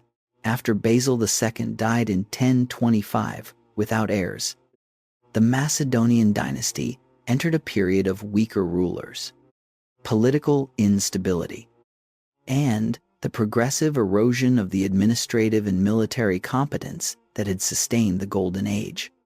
The aristocratic families whose power Basil had suppressed reasserted themselves. The military system that had produced the expansions of the 9th and 10th centuries was allowed to decay as civilian court factions reduced the resources devoted to it. In 1066, a frontier officer named Romanos Diogenes was elevated to the throne by a court that understood something had gone badly wrong with Byzantine military capacity and needed someone who could fix it.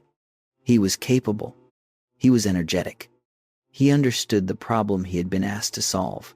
He was also about to face a challenge that would expose not just his own limitations, but the structural vulnerabilities that decades of political mismanagement had created in the empire he was trying to defend. In 1071, on the plains of eastern Anatolia, near a town called Manzikert, he would discover exactly how deep those vulnerabilities ran. The ground you stand on is only as solid as the institutions you have maintained to defend it. Byzantium was about to learn what happens when you have spent 50 years forgetting that lesson. Chapter 8. The Great Schism and the Fracture of Christendom. On the 16th of July, in 1054, two papal legates walked into the Hagia Sophia during the celebration of the Saturday afternoon liturgy, approached the high altar, and placed on it a document. The document was a bull of excommunication directed at the Patriarch of Constantinople, Michael Cerularius, and at those who supported him. The legates turned and walked out. One of them, according to accounts written close to the events, shook the dust from his feet as he left, a gesture whose biblical resonance would not have been lost on anyone watching. The Patriarch responded by convening a synod that excommunicated the legates in return. In the popular telling, this exchange is the moment Christianity divided, East from West, Orthodox from Catholic, Greek from Latin. The story has the satisfying clarity of a precise historical rupture, a single day on which everything changed, after which nothing was the same. The reality is considerably more complicated, and understanding what actually happened in 1054 and what it represented is essential to understanding a fracture in the Christian world whose consequences are still present today. The first thing to understand about 1054 is that the people involved did not necessarily believe they were making a permanent and irrevocable break. Excommunications between Rome and Constantinople had happened before and been resolved.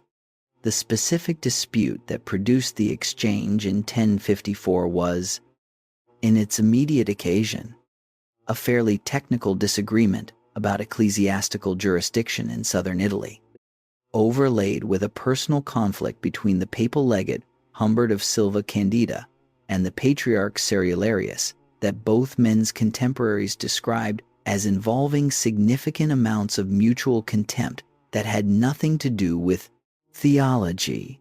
The historical significance of 1054 was not created by the events of that day. It was retroactively assigned to those events as subsequent centuries made clear that the break was real, that neither side was returning to the positions necessary to heal it, and that the moment needed a symbolic marker. 1054 became that marker. The exchange of excommunications was the ceremony that named something that had been building for 3 centuries. To understand what had been building requires going back to a theological dispute that sounds technical until you understand what it was actually about. The question theologians call the Filioque controversy concerned a single Latin phrase added to the Nicene Creed by the Western Church. The original creed, agreed at the councils of Nicaea in 325 and Constantinople in 381, stated that the Holy Spirit proceeds from the Father. The Western Church, beginning in Spain in the late 6th century and gradually spreading through the Frankish Church and eventually through Rome, had added the words "and the Son," in Latin filioque, to this phrase. For Eastern theologians, this was not a minor liturgical variation. It was a substantial theological error that violated both the content of Orthodox doctrine and the procedural principle that no addition to the creed agreed upon by ecumenical councils could be made unilaterally by one part of the Church. For Western theologians, the addition accurately represented the theology of Augustine and other authoritative Latin fathers, and did not require Eastern approval because it was a clarification of an existing doctrine, not a new one. Behind this specific dispute lay a deeper divergence in theological method. Eastern theology, shaped by the Greek philosophical tradition and by the intense doctrinal debates of the 4th and 5th centuries, tended toward what historians of theology describe as apophatic reasoning. an insistence on the limits of human language and concept in describing divine reality. Western theology, shaped by Augustine's synthesis of Christian doctrine with Latin rhetorical and philosophical tradition, tended toward more systematic and positive theological formulation. These were not incompatible methods, but they produced different instincts about what theological precision required and what kind of authority was needed to define it. The authority question was, in the end, more fundamental than any specific theological dispute. Rome's claim to primacy in the universal church rested on the Petrine tradition, the assertion that Peter had founded the Roman Church and died in Rome, and that his successors as Bishop of Rome therefore held a unique authority over the entire Christian church. The Eastern tradition acknowledged that Rome held a primacy of honor among the ancient patriarchal sees, a recognition of its historical importance. What it did not acknowledge was that this primacy of honor translated into a universal jurisdiction that allowed Rome to intervene in the affairs of other churches, define doctrine unilaterally, or claim a monarchical authority over bishops who were, in the Eastern understanding, collectively responsible for the governance of the church through councils rather than individually subordinate to a single bishop, however historically prestigious. This was not merely an abstract institutional dispute. It had concrete implications for how Christianity would be practiced, governed, and transmitted in every place the two traditions touched. When both Rome and Constantinople were competing for the ecclesiastical allegiance of newly converted peoples in Central and Eastern Europe, the institutional question of which tradition they belonged to had immediate practical consequences for who governed their churches, whose liturgical forms they used, and whose theological language shaped their religious identity. By 1054, these accumulated differences in theology, liturgical practice, church governance, and institutional authority had created a situation in which the exchange of excommunications between a resentful papal legate and an inflexible patriarch could crystallize 3 centuries of divergence into a single symbolic moment. The day did not create the divide. The day named it. The formal exchange of excommunications was lifted in 1965, when Pope Paul VI and Patriarch Athenagoras of Constantinople simultaneously revoked the mutual condemnations in a ceremony of reconciliation in Jerusalem. That act was a genuine gesture of goodwill. It was not, however, a restoration of communion. The theological and institutional differences that produced those excommunications remain unresolved today, which tells you something important about the depth of what 1054 represented and what that 1965 ceremony, for all its goodwill, did not and could not heal. For Byzantium specifically, the schism had consequences that went beyond the theological. It meant that in every future crisis, every moment when the empire faced an existential threat and looked west for military assistance, the assistance would come with a price. The Western powers that might help were powers that increasingly viewed the Eastern Church as schismatic, and the Eastern Empire as a civilization that had chosen the wrong path at a crucial moment. This dynamic would play out with devastating consequences in the 12th and 13th centuries, when the crusading movement, which was supposed to represent the military resources of Western Christendom deployed in defense of Christian civilization, became instead the mechanism through which Byzantium's greatest catastrophe was inflicted by people who nominally shared its religion. But that catastrophe was still in the future in 1054. What was becoming visible in the decade after the schism was a military threat from the East that would prove more immediately consequential than any theological dispute. The split in Christendom had been formalized.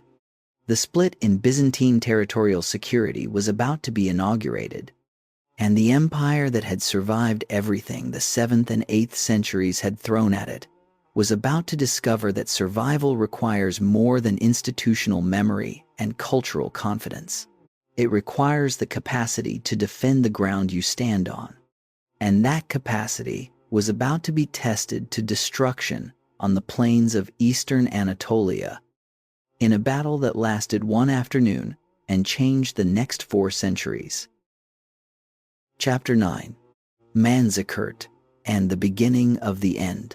There are battles in history whose importance is clear from the moment they end. Yarmouk in 636, where Arab forces opened Syria to the Islamic conquests. The Milvian Bridge in 312, where Constantine set in motion the Christianization of the Roman world. Battles where the participants understood, as the dust settled, that something fundamental had just changed. Manzikert in 1071 was not quite one of those battles, at least not on the day it was fought. The Byzantine Emperor Romanos Diogenes, captured by the Seljuk Sultan Alp Arslan in the engagement's aftermath, negotiated a ransom and a peace agreement and was released within days. Alp Arslan did not press immediately into Anatolia. The battle was a serious defeat, but not the kind of annihilation that leaves no army remaining to rebuild. Contemporary accounts suggest that many Byzantine commanders understood it as a significant setback of the kind that empires recover from with the right response. The right response never came, and the absence of the right response is where the real story of Manzikert lies. To understand what happened at Manzikert and why it mattered so profoundly, you need to understand both the military situation and the political situation of Byzantium in 1071, because the two were inseparable in ways that neither alone can explain. The Seljuk Turks were not the first Turkish people to interact with the Byzantine world. Turkic peoples had been present on the Byzantine frontiers for centuries, sometimes as enemies, sometimes as mercenary soldiers employed within the Byzantine military system. What made the Seljuks different was that they had built a genuine empire. Under the Sultan Tugril, they had conquered the Abbasid Caliphate's Iranian heartland and presented themselves in Baghdad in 1055 as the military protectors of the Caliph. They were not a raiding confederation. They were a state with an administrative tradition, a military system capable of sustained large-scale operations, and a religious legitimacy that gave their campaigns a character beyond simple territorial expansion. The raids into Anatolia that preceded Manzikert had been probing rather than conquering operations, testing Byzantine defenses and discovering their weaknesses. What they discovered was that the Byzantine military system in Anatolia was in worse condition than it had been at any point since the 7th century. The degradation was not sudden. It was the cumulative result of a decade and a half of political decisions that had systematically prioritized short-term court politics over long-term military effectiveness. After Basil II died in 1025, a succession of emperors drawn from the civilian bureaucratic aristocracy had reduced the resources devoted to the professional army, substituted unreliable mercenary forces for the trained theme armies that had been the backbone of Byzantine military power, and allowed the frontier defense system to deteriorate through underfunding and administrative neglect. The historian John Haldon, in his studies of Byzantine military organization, identifies the period between 1025 and 1071 as a critical window in which the institutional military capacity that the Macedonian emperors had built was allowed to decay faster than it could be rebuilt. Romanos Diogenes understood this. He came to the throne specifically with the mandate to address it. But rebuilding a military system that has been allowed to deteriorate for nearly 50 years is not the work of a few months of campaigning. And the political opposition of the civilian court faction was a persistent obstacle to every reform he needed to implement. He marched east in 1071 with an army that was larger than what Alp Arslan could field, but that was internally divided. Composed of contingents with different loyalties, different training levels, and different institutional relationships to the imperial command structure. The professional Byzantine cavalry units that remained from the old theme system were capable. The mercenary contingents were of variable quality and variable loyalty. And the commanders of several major contingents were men whose political relationship with Romanos was complicated by the factional struggles that had brought him to power.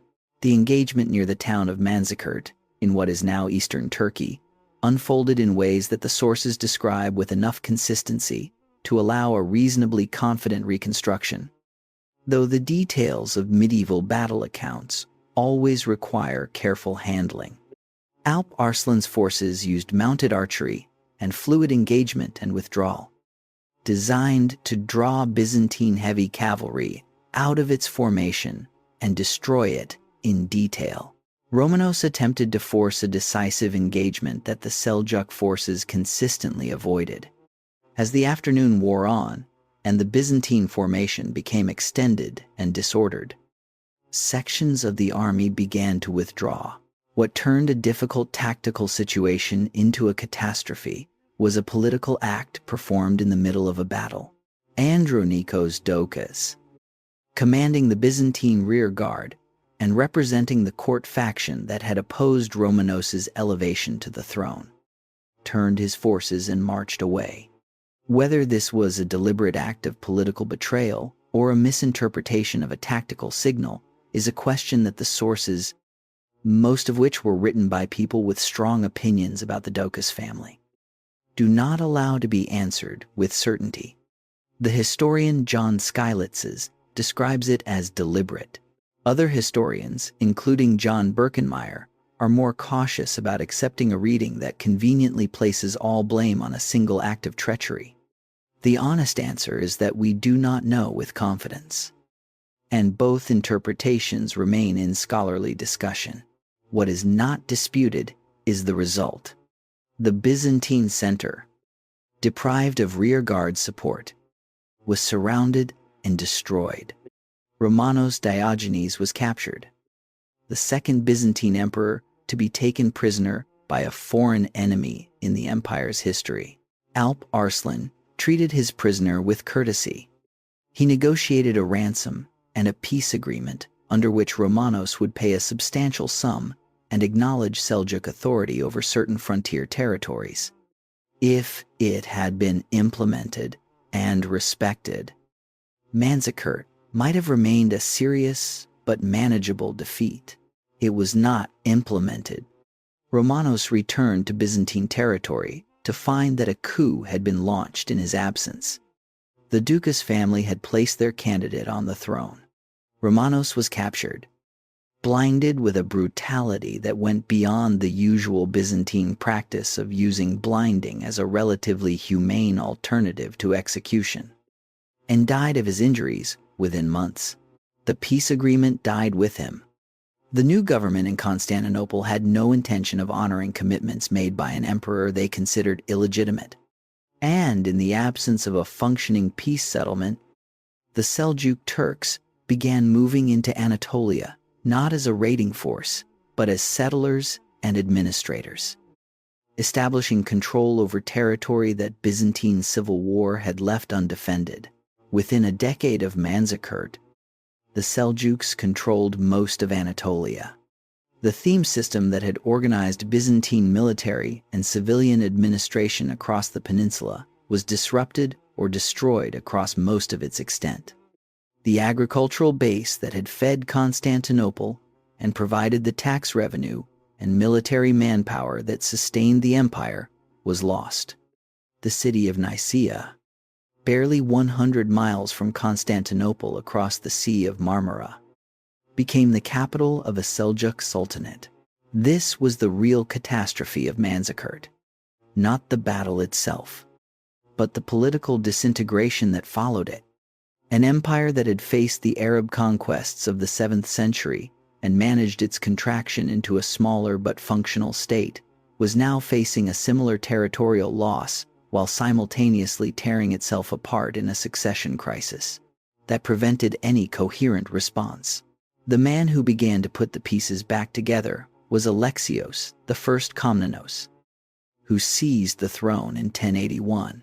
At the age of approximately 24, he inherited an empire that had lost most of its Anatolian heartland, was facing Norman pressure in the Balkans, and whose treasury was so depleted that Alexios was reduced to melting down church vessels to pay his troops in the first weeks of his reign.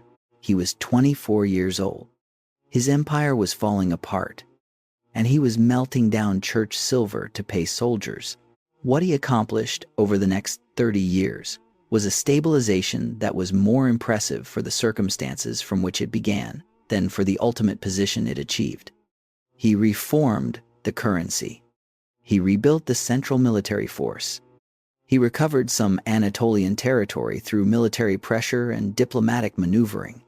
He managed the Norman threat in the Balkans through a combination of military engagement and the political skills in which, by every account that survives, he was genuinely gifted. And in 1095, he wrote to Pope Urban II requesting military assistance against the Seljuk Turks. He was asking for professional soldiers, experienced fighters who could reinforce his rebuilt army in campaigns to recover Anatolian territory. He was making the kind of practical request that rulers occasionally made to each other within the political relationships of the period. He was operating within a framework of Byzantine diplomacy that had successfully managed Western relationships for decades. What he received was the First Crusade. Pope Urban II, preaching at the Council of Clermont in 1095, did not announce a program of mercenary reinforcement for the Byzantine Emperor. He announced a great military expedition to recover Jerusalem, offering spiritual rewards that had no precedent in the history of Western Christianity. The response across France, Germany, and the Norman kingdoms exceeded anything Urban had anticipated. Hundreds of thousands of people set themselves in motion toward the east. Alexios looked at what was coming toward Constantinople and felt, if the accounts of his daughter Anna and other contemporary sources can be trusted, something closer to alarm than gratitude. This was not what he had asked for. These were not the professional soldiers he had requested. They were an enormous, unpredictable mass of Western Christians whose relationship to Byzantine authority was unclear and whose understanding of the military and political situation was essentially non-existent. He managed the First Crusade with the pragmatic sophistication that characterized his entire reign. He required the crusading leaders to swear oaths acknowledging Byzantine sovereignty over any territory they recovered that had previously been Byzantine. He provided the Crusaders with logistical support and local knowledge. He ensured that the campaign served Byzantine interests where it could. The First Crusade recovered Antioch and Jerusalem and established Crusader states in the eastern Mediterranean. It also began the process of Western military presence in the region that would eventually turn from a complicated asset for Byzantium into an existential threat. The decisions made in the aftermath of Manzikert, the political disintegration, the loss of Anatolia, the invitation of the crusading movement, had set in motion a sequence of events whose final destination was already implicit in its beginning. The empire had looked into the abyss in 1071 and managed, through the extraordinary efforts of the Komnenos emperors, to step back from it. Stepping back from an abyss is not the same as moving away from it, and the forces gathering at the edges of the Byzantine world were not forces that any amount of diplomatic skill alone was going to hold at bay indefinitely. The great test was coming, and when it arrived, it would not come from the Seljuks. It would not come from the Arabs. It would not come from any of the enemies that Constantinople had spent centuries learning to fight. It would come from people carrying the same cross. Chapter 10. The Crusades. When your allies become your worst enemy. There is a particular kind of betrayal that history records more often than people like to acknowledge. Not the betrayal of enemies, which is expected and prepared for. Not the betrayal of rivals, which is anticipated and guarded against. The betrayal of allies. The betrayal of people who share your religion, your stated values, your publicly declared enemies. The betrayal that comes dressed in the language of shared purpose and arrives through the gate you left open because you trusted the person knocking. Byzantium experienced that betrayal in 1204, and the wound it inflicted was one the empire never fully recovered from. To understand how it happened, you have to follow the arc of the relationship between Byzantium and the crusading West across the century, between the First Crusade and the Fourth. Watching how cautious cooperation evolved into mutual suspicion and then into open catastrophe, and understanding how a military expedition that set out to recover Christian holy sites ended by sacking the greatest Christian city in the world. The First Crusade had been managed by Alexios Komnenos with skilled pragmatism. The Crusader states established in the Levant created a new strategic reality that was complicated for Byzantium but not immediately catastrophic. The relationship between Constantinople and the Crusader leadership was tense, marked by mutual suspicion and recurring disputes. But it was a working relationship that both sides had reasons to maintain. The century that followed saw the Komnenos dynasty at its most impressive. Alexios I was succeeded by his son John II Komnenos, who ruled from 1118 to 1143, and whom the historian Paul Magdalino describes as perhaps the most admirable of the Komnenos emperors, in terms of the consistency between his stated values and his actual conduct. John was personally austere, militarily capable, and diplomatically sophisticated. He conducted successful campaigns in Anatolia, recovering territory from the Seljuks, and managed the complex relationships with the Crusader states through a combination of military pressure and diplomatic negotiation that maintained Byzantine prestige without the direct confrontations that would have been costly to both sides. His son Manuel I Komnenos, who ruled from 1143 to 1180, was a more complex figure. Manuel was genuinely attracted to Western culture in ways unusual for a Byzantine emperor. He employed Western knights at his court, participated personally in tournaments in the Western style, and attempted through marriage alliances and diplomatic initiatives to position Byzantium as an active participant in the political life of Western Christendom, rather than simply a separate civilization that occasionally interacted with it. This Western orientation helped Byzantium maintain its position in a complicated regional environment for the duration of Manuel's reign. It also deepened the presence of Western merchants, particularly Venetian merchants, within the Byzantine economic system in ways that created resentments among the Byzantine population and political tensions that Manuel spent considerable energy managing. The Venetians had been present in Constantinople since the late 11th century, when Alexios I had granted them extraordinary commercial privileges in exchange for naval assistance against the Normans. The Crucible of 1082, which gave Venetian merchants the right to trade throughout the Byzantine Empire without paying the customs duties that Byzantine merchants themselves paid, was one of the most consequential diplomatic decisions in Byzantine history in terms of its long-term effects. It created a structural economic disadvantage for Byzantine merchants competing with Venetians in their own markets, generated enormous popular resentment, and gave Venice a financial stake in Byzantine commercial networks so large that it effectively made Venice a partner in Byzantine economic life. Whether Constantinople intended that partnership or not, Manuel attempted to address the Venetian problem directly in 1171, ordering the arrest of all Venetian merchants in the empire and the confiscation of their goods. The immediate disruption to Venice was significant. The long-term consequences were deeply counterproductive. Venice became, from that moment, an actively hostile power with both the motivation and the resources to act on that hostility when the opportunity presented itself. Manuel died in 1180. The dynasty he had led did not survive the decade after his death in recognizable form. His son Alexios II was 11 years old when he inherited the throne, and the regency struggles that followed produced a political crisis that ended in 1182 with one of the most consequential single events in the deterioration of Byzantine-Western relations.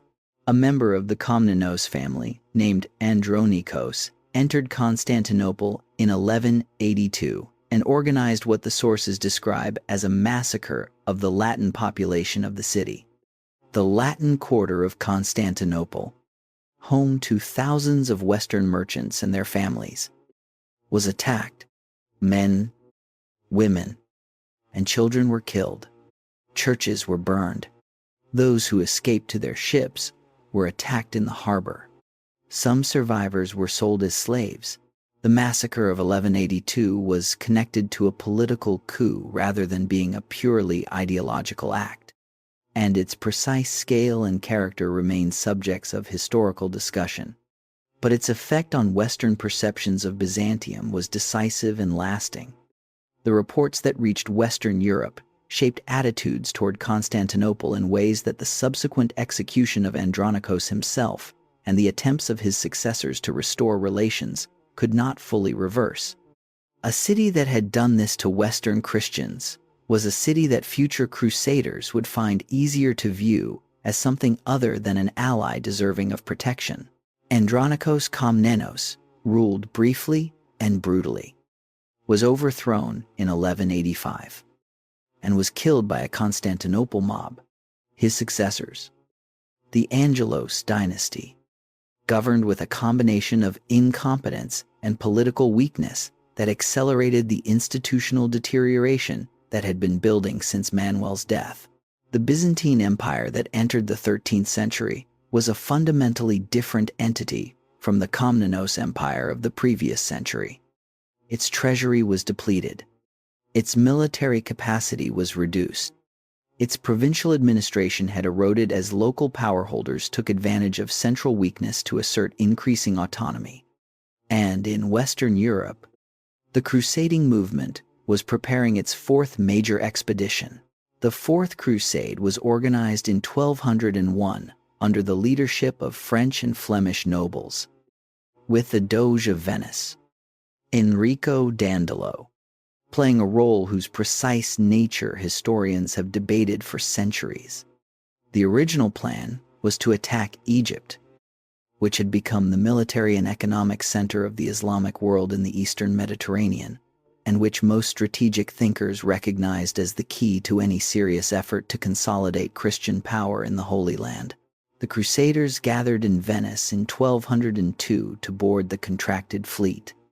They had agreed to pay Venice a substantial sum for the fleet, a sum that turned out to exceed what they could actually raise, deeply in debt and unable to pay. The Crusade leadership negotiated an alternative. They would help Venice recover the city of Zara, a Christian city on the Dalmatian coast that had broken from Venetian control, and Venice would defer the debt in exchange. Pope Innocent III condemned the attack on Zara in terms that acknowledged the crusade was already moving in directions its stated religious purpose could not justify. The condemnation was ignored. At Zara, the crusade's trajectory shifted again. A Byzantine prince named Alexios Angelos, son of the deposed emperor Isaac II, arrived with an offer that seemed almost too good to be true and was If the crusade helped him recover Constantinople from the usurper who had overthrown his father, he would pay the crusaders' debts to Venice, provide supplies and military support for their campaign, submit the Byzantine Church to Roman authority, and personally join the crusade with a large force. Some crusade leaders, understanding that diverting a crusade to attack a Christian empire was a profound betrayal of everything the crusading ideal represented, opposed the plan vigorously. The majority, facing the practical reality of their debt to Venice and the attractive logic of acquiring Byzantine resources for their campaign, accepted it. The crusade arrived at Constantinople in June of 1203. The Byzantine Emperor Alexios III fled when the combined force appeared outside the walls, confirming how far imperial authority had deteriorated from the days when Byzantine emperors could face down far more formidable threats. Isaac II was restored, and his son crowned as Alexios IV. The Crusaders settled outside the city to wait for the promised payments. The payments did not come. Alexios IV had made promises he had no realistic capacity to fulfill. The Byzantine treasury was empty. The population of Constantinople fiercely resisted the submission of their church to Rome that Alexios had agreed to on their behalf. In January of 1204, a palace revolution overthrew Alexios IV. The new emperor, Alexios V, had no obligations to the Crusaders and no interest in fulfilling his predecessor's promises. The Crusade leadership faced a choice. They attacked Constantinople. The city fell on the 13th of April, 1204. The sea walls along the Golden Horn were breached when Venetian ships were able to throw bridges from their masts to the top of the wall and force a passage. The Theodosian walls, which had protected the city from its landward side for nearly 8 centuries, were never breached that day. It was the sea walls that gave way. That distinction matters, as we will see when we reach 1453, because the land walls and what it took to finally overcome them are a different story entirely. What followed lasted 3 days. The sack of Constantinople in 1204 was, by the testimony of witnesses from both sides, one of the most thorough acts of organized pillage in the history of the medieval world. The churches, which had accumulated religious objects and donations from across the Christian world for 9 centuries, were emptied. The libraries, the artworks, the relics, the accumulated material culture of the greatest Christian city in the medieval world, were taken, destroyed, or melted down for their metal value. The scholar Niketas Choniades, a Byzantine official who witnessed the sack and wrote one of the most important contemporary accounts of these events, describes crusaders bringing horses and mules into the Hagia Sophia to carry out its treasures. He describes scenes of systematic destruction that his prose struggles to contain. Whether every specific detail of his account is literally precise, Niketas was writing from genuine grief and genuine witness, and the emotional reality of what he describes is consistent across multiple independent sources from both sides of the conflict. The bronze horses of San Marco in Venice, still visible above the entrance to the basilica today, were taken from the Hippodrome of Constantinople in 1204. They have stood in Venice for more than 8 centuries. The next time you see a photograph of those horses, or stand in Venice and look up at them, remember where they came from. They are not a symbol of Venetian glory.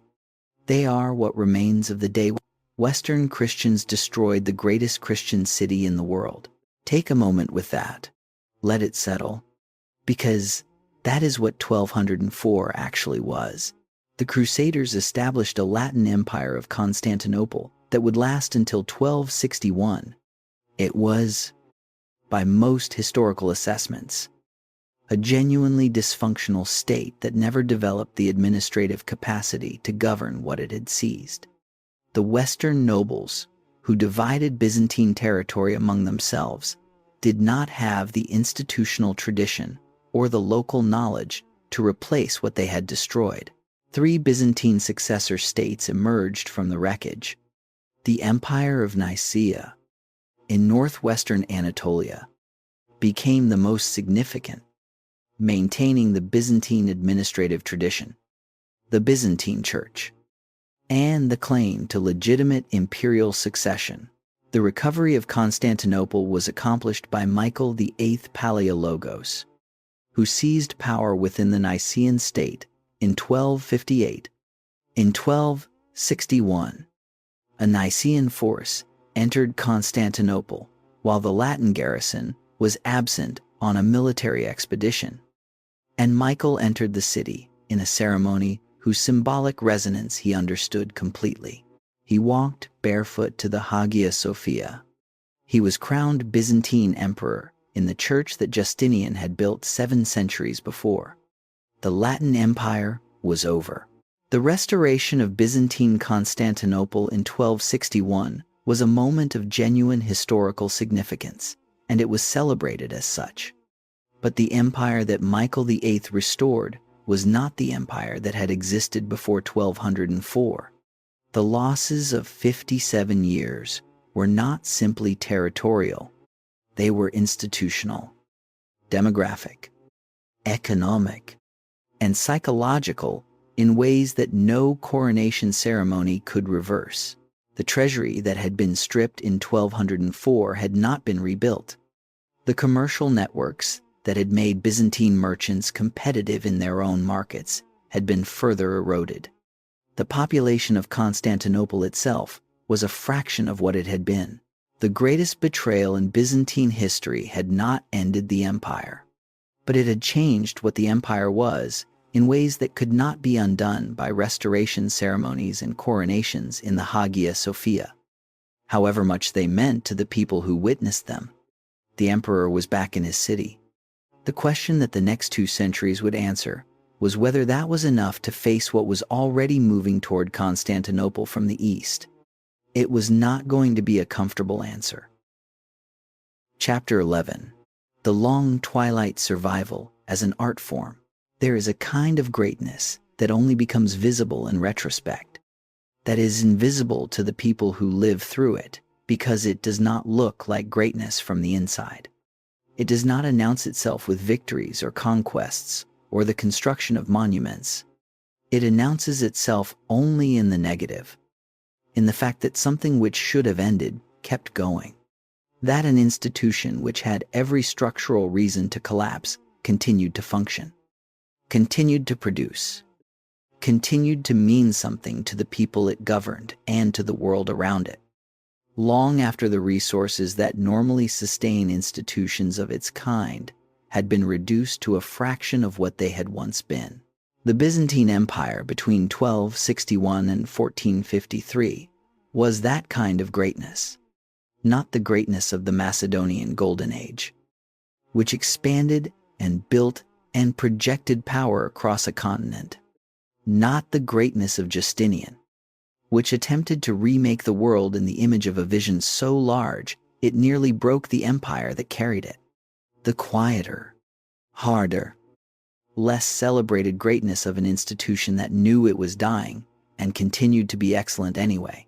The Palaiologan dynasty that Michael VIII founded would govern Constantinople from 1261 until the city's fall in 1453.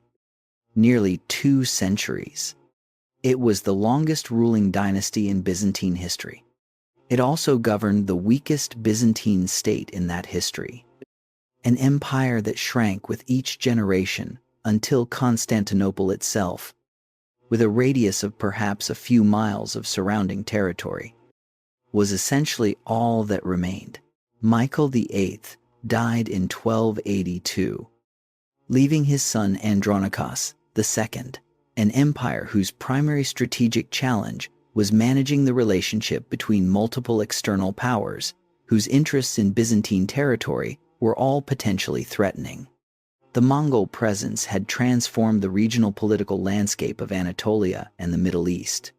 The Ottoman Turks. At this point, a small frontier principality in northwestern Anatolia, were one of several Turkish successor states competing for territory the Mongols had disrupted, and the Latin powers, Venice, Genoa, the Angevin Kingdom of Naples, and the papacy, were all present in the Byzantine world in various ways that gave them both interests in and leverage over Byzantine policy. Andronikos II governed for nearly half a century, from 1282 to 1328, and his reign illustrates with painful clarity the structural situation the Palaiologan Empire faced. He was intelligent, educated, and genuinely committed to the cultural and theological traditions he had inherited.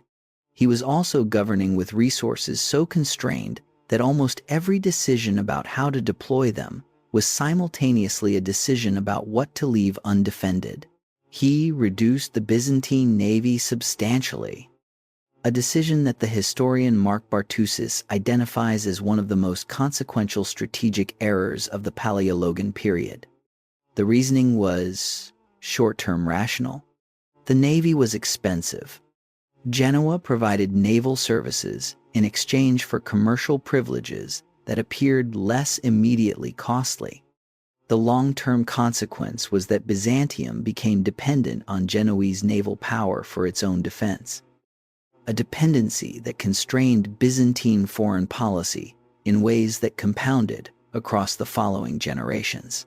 The Ottoman Turks, under their founder Osman, and then under his son Orhan, expanded steadily into the northwestern Anatolian territory that had been the heart of the Nicene Empire.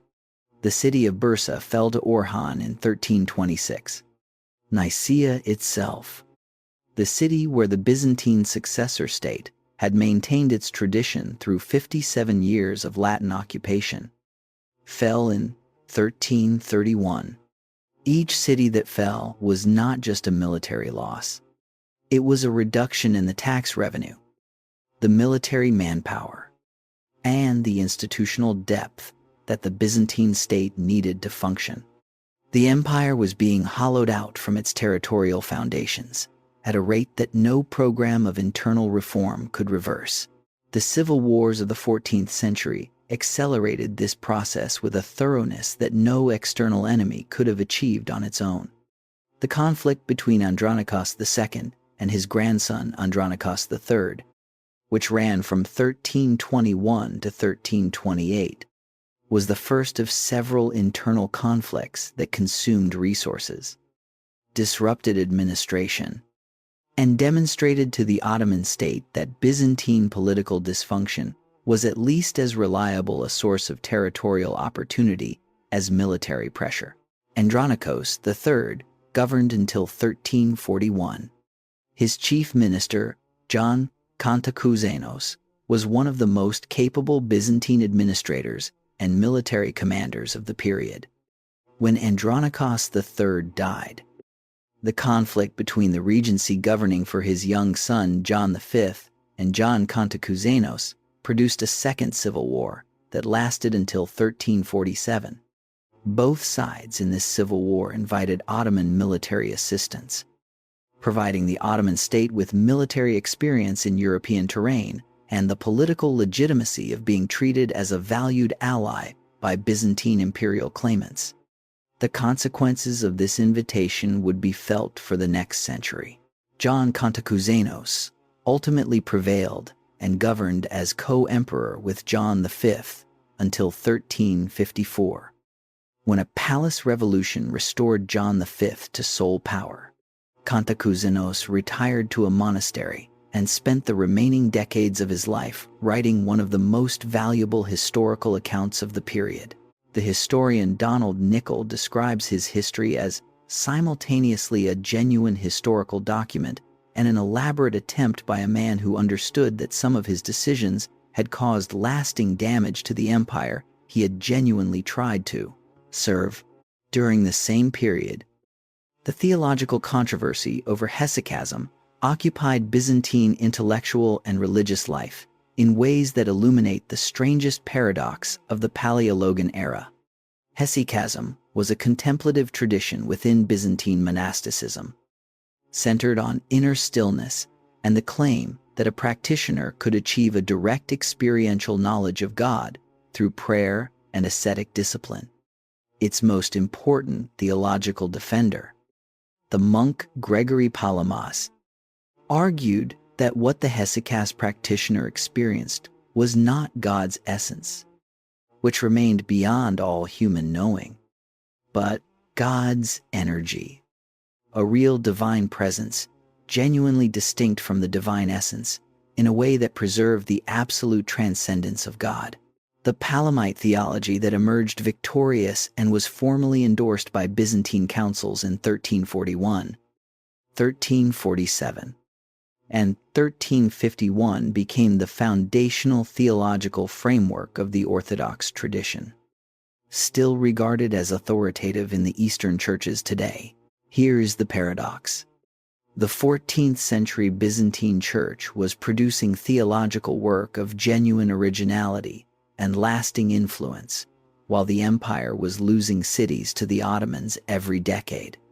The shrinking of the political empire was accompanied not by a corresponding shrinkage of cultural and intellectual production, but in certain respects by an intensification of it. The mosaics and frescoes produced in Constantinople and Thessaloniki in the late 13th and early 14th centuries represent some of the highest achievements of Byzantine artistic tradition. The Chora Church in Constantinople, whose mosaics were commissioned by the statesman Theodore Metachites in the early 14th century, is considered by art historians, including Robert Ousterhout, whose study of the building was published in 2002, as one of the masterpieces of medieval art anywhere in the world. An empire that was losing everything was still capable of making something this beautiful. That is not a footnote to the Palaiologan story. That is the Palaiologan story. A civilization does not stop being a civilization simply because it is losing a war. The diplomatic situation that the Palaiologan emperors navigated in the 14th and 15th centuries required a sophistication that the diminishing resources of the empire made increasingly difficult to sustain. The fundamental strategic problem was that Byzantium needed Western military assistance against the Ottomans, and the Western powers consistently attached to any assistance they might provide the condition of ecclesiastical union, the submission of the Byzantine Church to Roman authority. The Byzantine Church and people consistently rejected this condition, viewing it as the surrender of the theological tradition that defined their identity. The emperors consequently spent much of their diplomatic energy trying to obtain Western assistance without paying the price the West demanded. It required extraordinary ingenuity. It ultimately failed. John V Palaiologos traveled to Rome in 1369 and personally converted to Roman Catholicism.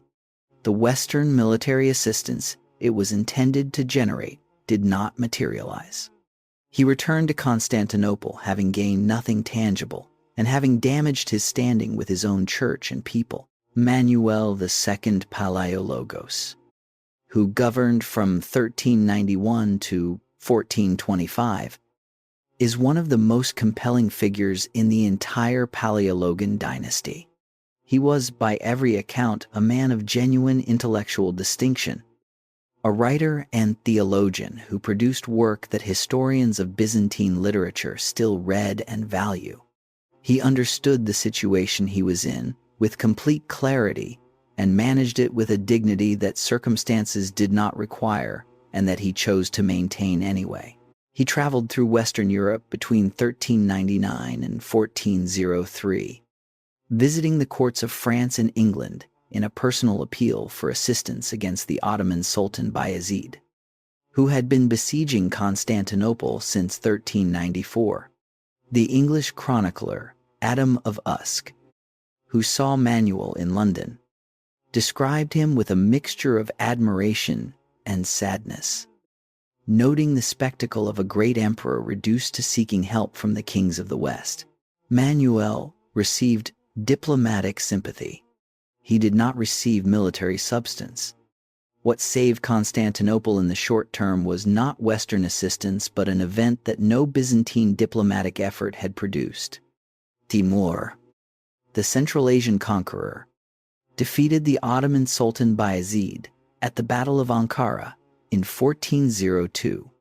The Ottoman state spent the following decade in an internal succession conflict that removed military pressure on Constantinople for an entire generation.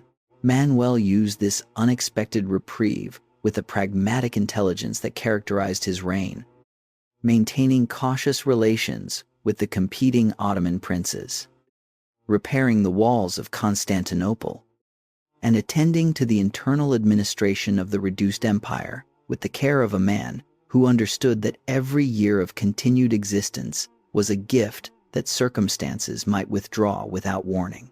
The reprieve ended with the consolidation of Ottoman power under Murad II in the 1420s and 30s. The Council of Florence in 1439 was the last serious Byzantine attempt to obtain Western assistance through ecclesiastical union. The Emperor John VIII Palaiologos personally attended, and the council produced a formal decree of union between the Eastern and Western churches. The document was signed. The union was proclaimed when the Byzantine delegation returned to Constantinople. The popular opposition was immediate and fierce. The sentiment attributed to the Greek statesman Lucas Notaras, that he would rather see the turban of the Sultan in Constantinople than the cardinals had, appears in sources written after the events with specific political purposes, and its precise historical reliability is uncertain. But the popular rejection of the Florence Union was real and documented across multiple independent sources. The union agreed at Florence was never implemented. The Western military assistance it was supposed to generate arrived too slowly and in too small a quantity to affect the fundamental strategic situation. By the 1440s, Constantinople was an island. Ottoman territory surrounded it on every side. The city itself was a shadow of what it had been at its height. Large sections within the walls had reverted to farmland. The palaces and public buildings were maintained where the resources for maintenance existed and left to decay where they did not. And yet the city continued to function. The imperial court continued to operate. The patriarch continued to govern the Orthodox Church, whose institutional reach now extended far beyond the political boundaries of the shrunken empire into Russia, the Balkans, and the Mediterranean diaspora. The schools and scholars of Constantinople continued to produce work of genuine intellectual quality. The Hagia Sophia continued to hold its liturgies. The walls continued to be manned.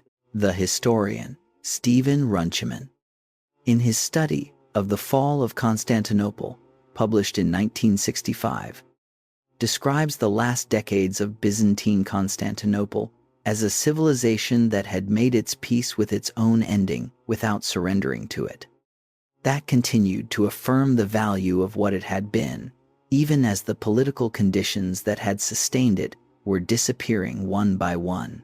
Constantine, the 11th Palaiologos, became emperor in 1449, the last emperor of the 1,000-year empire that traced its lineage back to Augustus.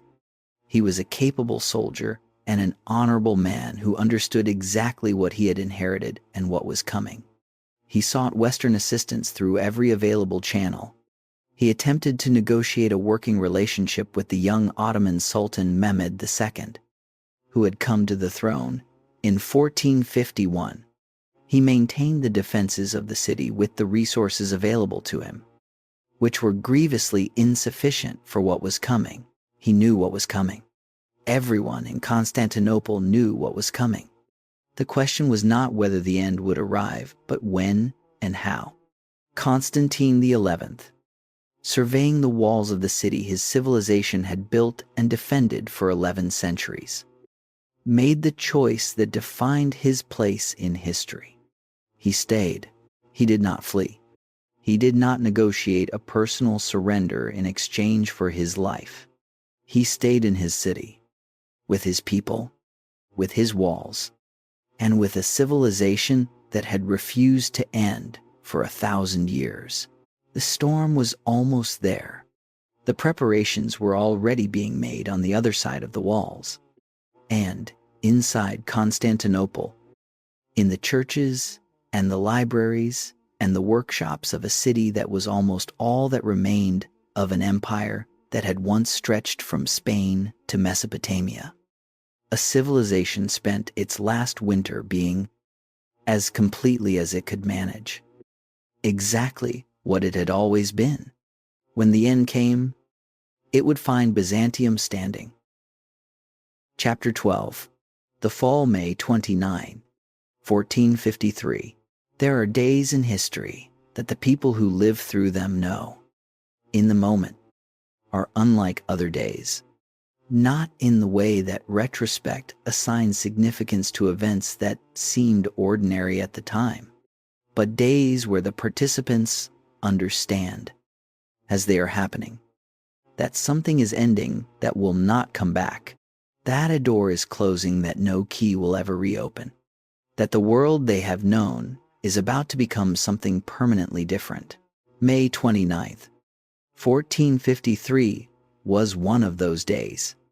The people inside Constantinople knew it. The people outside the walls knew it. The observers watching from ships in the harbor knew it. The Orthodox priests celebrating what would turn out to be the last Christian liturgy ever held in the Hagia Sophia knew it. The emperor who had chosen to stay knew it most completely of all. To understand what happened on that day, and why it happened when it did, you have to understand the man on the other side of the walls. Because the fall of Constantinople in 1453 was not primarily a story about Byzantine weakness alone, though Byzantine weakness was real and structural and had been accumulating for 2 centuries. It was primarily a story about one of the most remarkable military and political minds of the 15th century, a young man whose singular obsession with a single city brought together resources, strategy, and technology that the walls of Constantinople had never previously encountered in that specific combination.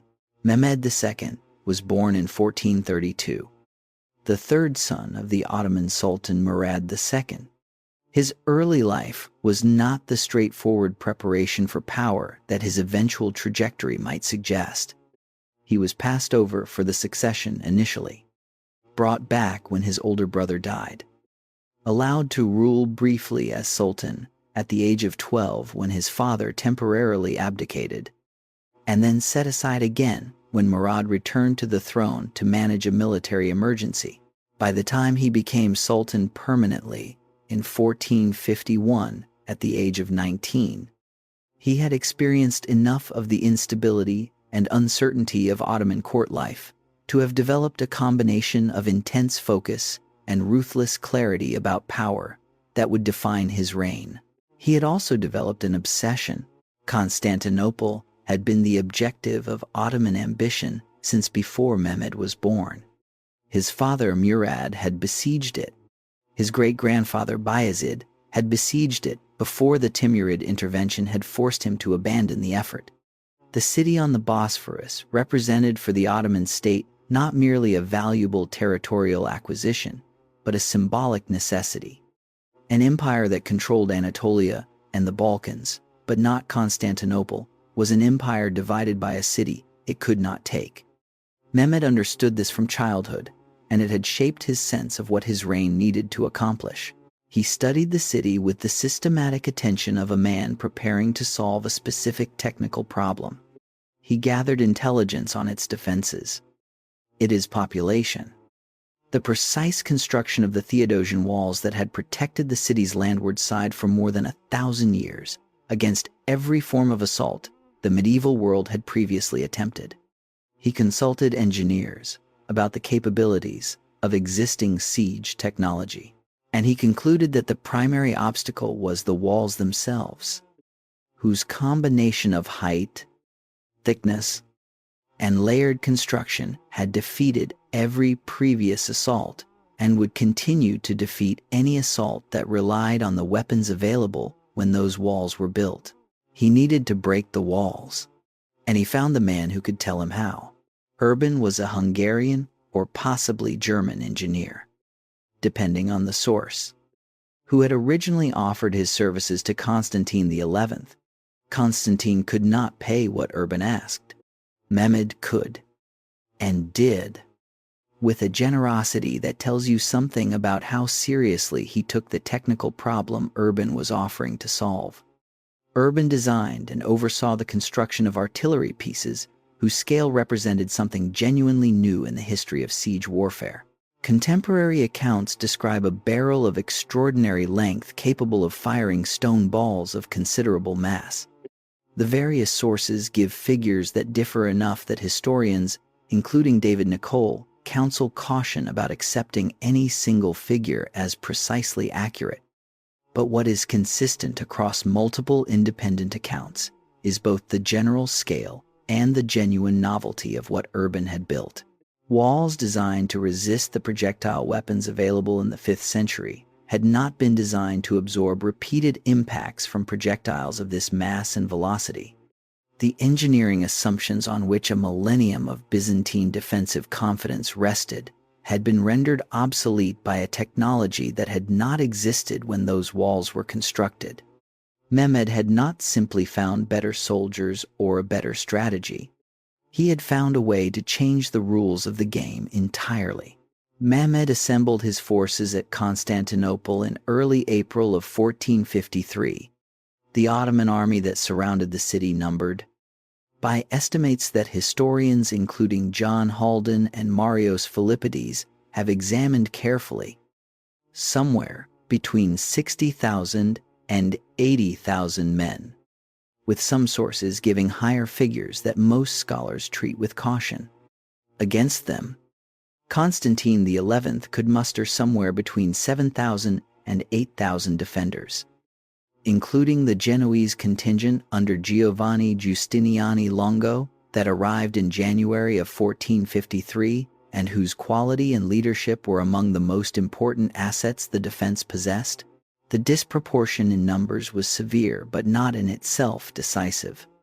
The advantage of fortifications in medieval siege warfare was precisely that a small force could hold walls against a much larger attacking force if the walls held and the defenders maintained their cohesion. The Theodosian walls had made this calculation work against multiple attacks over many centuries.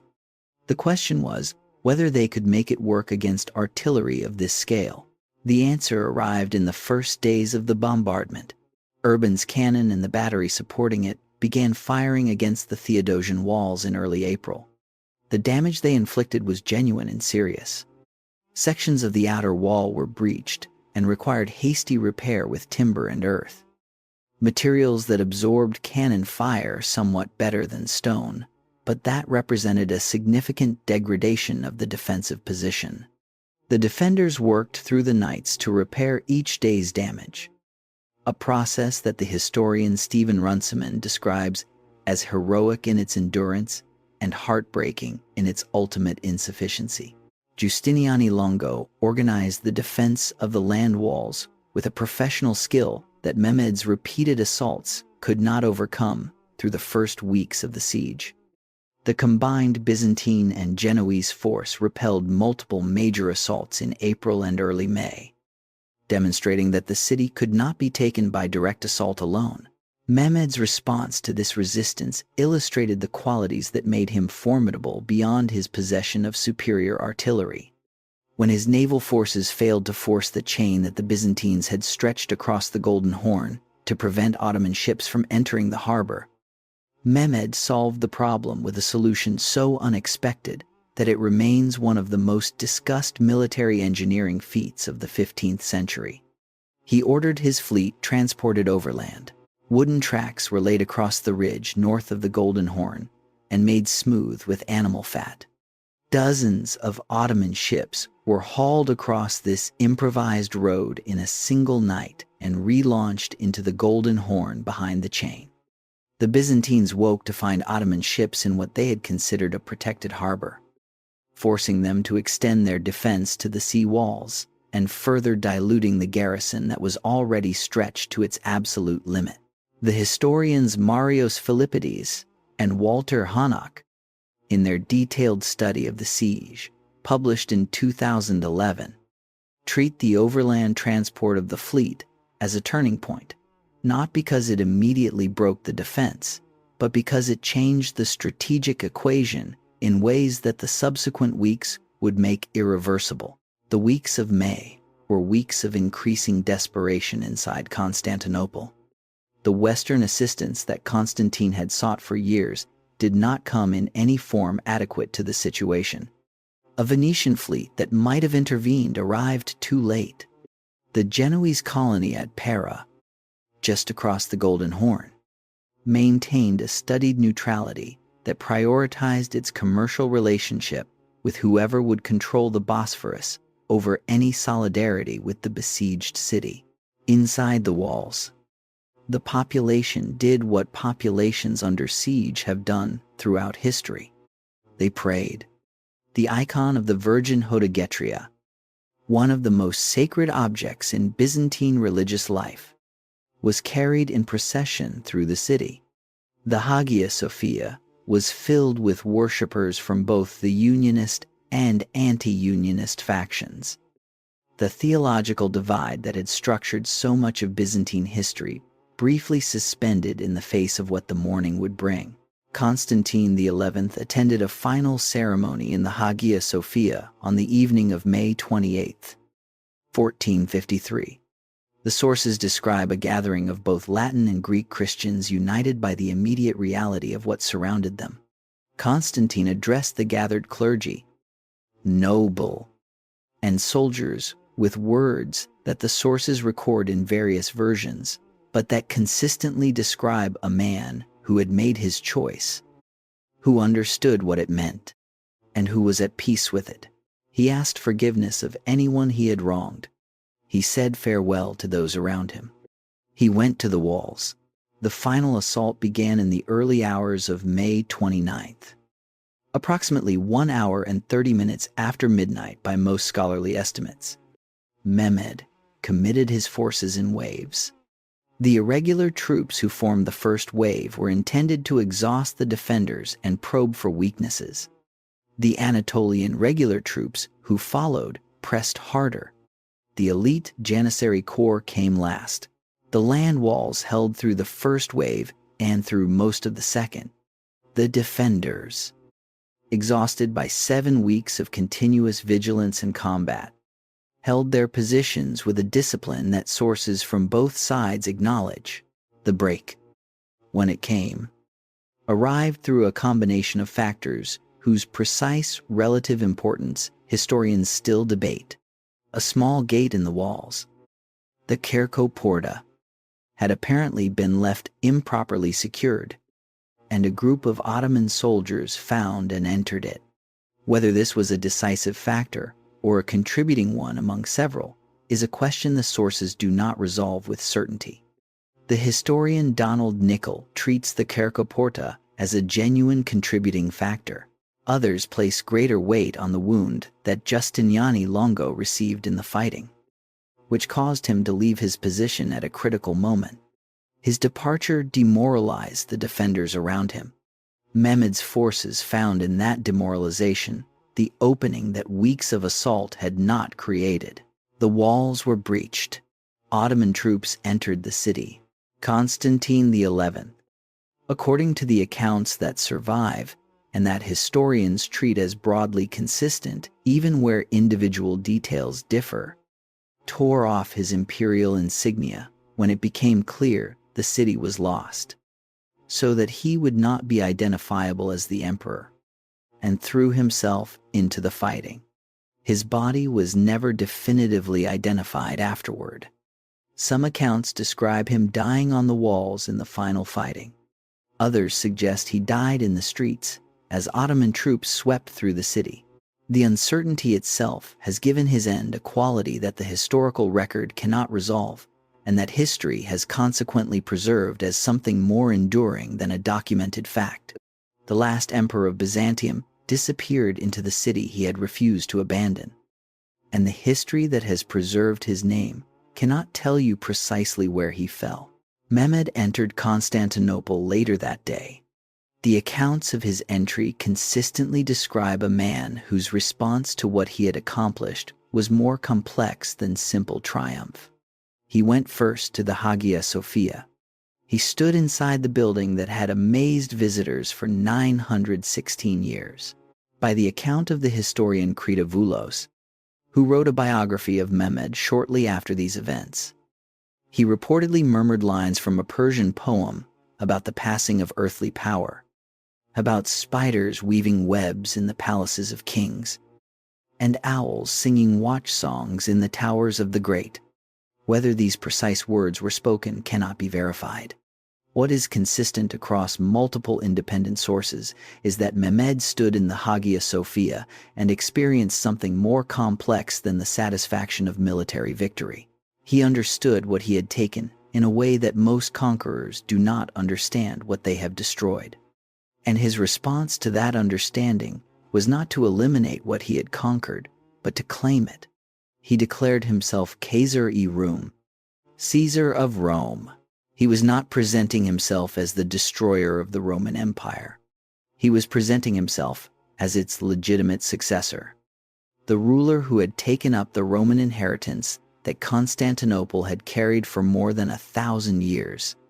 He maintained the Patriarchate of Constantinople as a functioning institution, appointing Gennadios Scholarios as patriarch and granting the Orthodox Church a degree of institutional autonomy within the Ottoman system.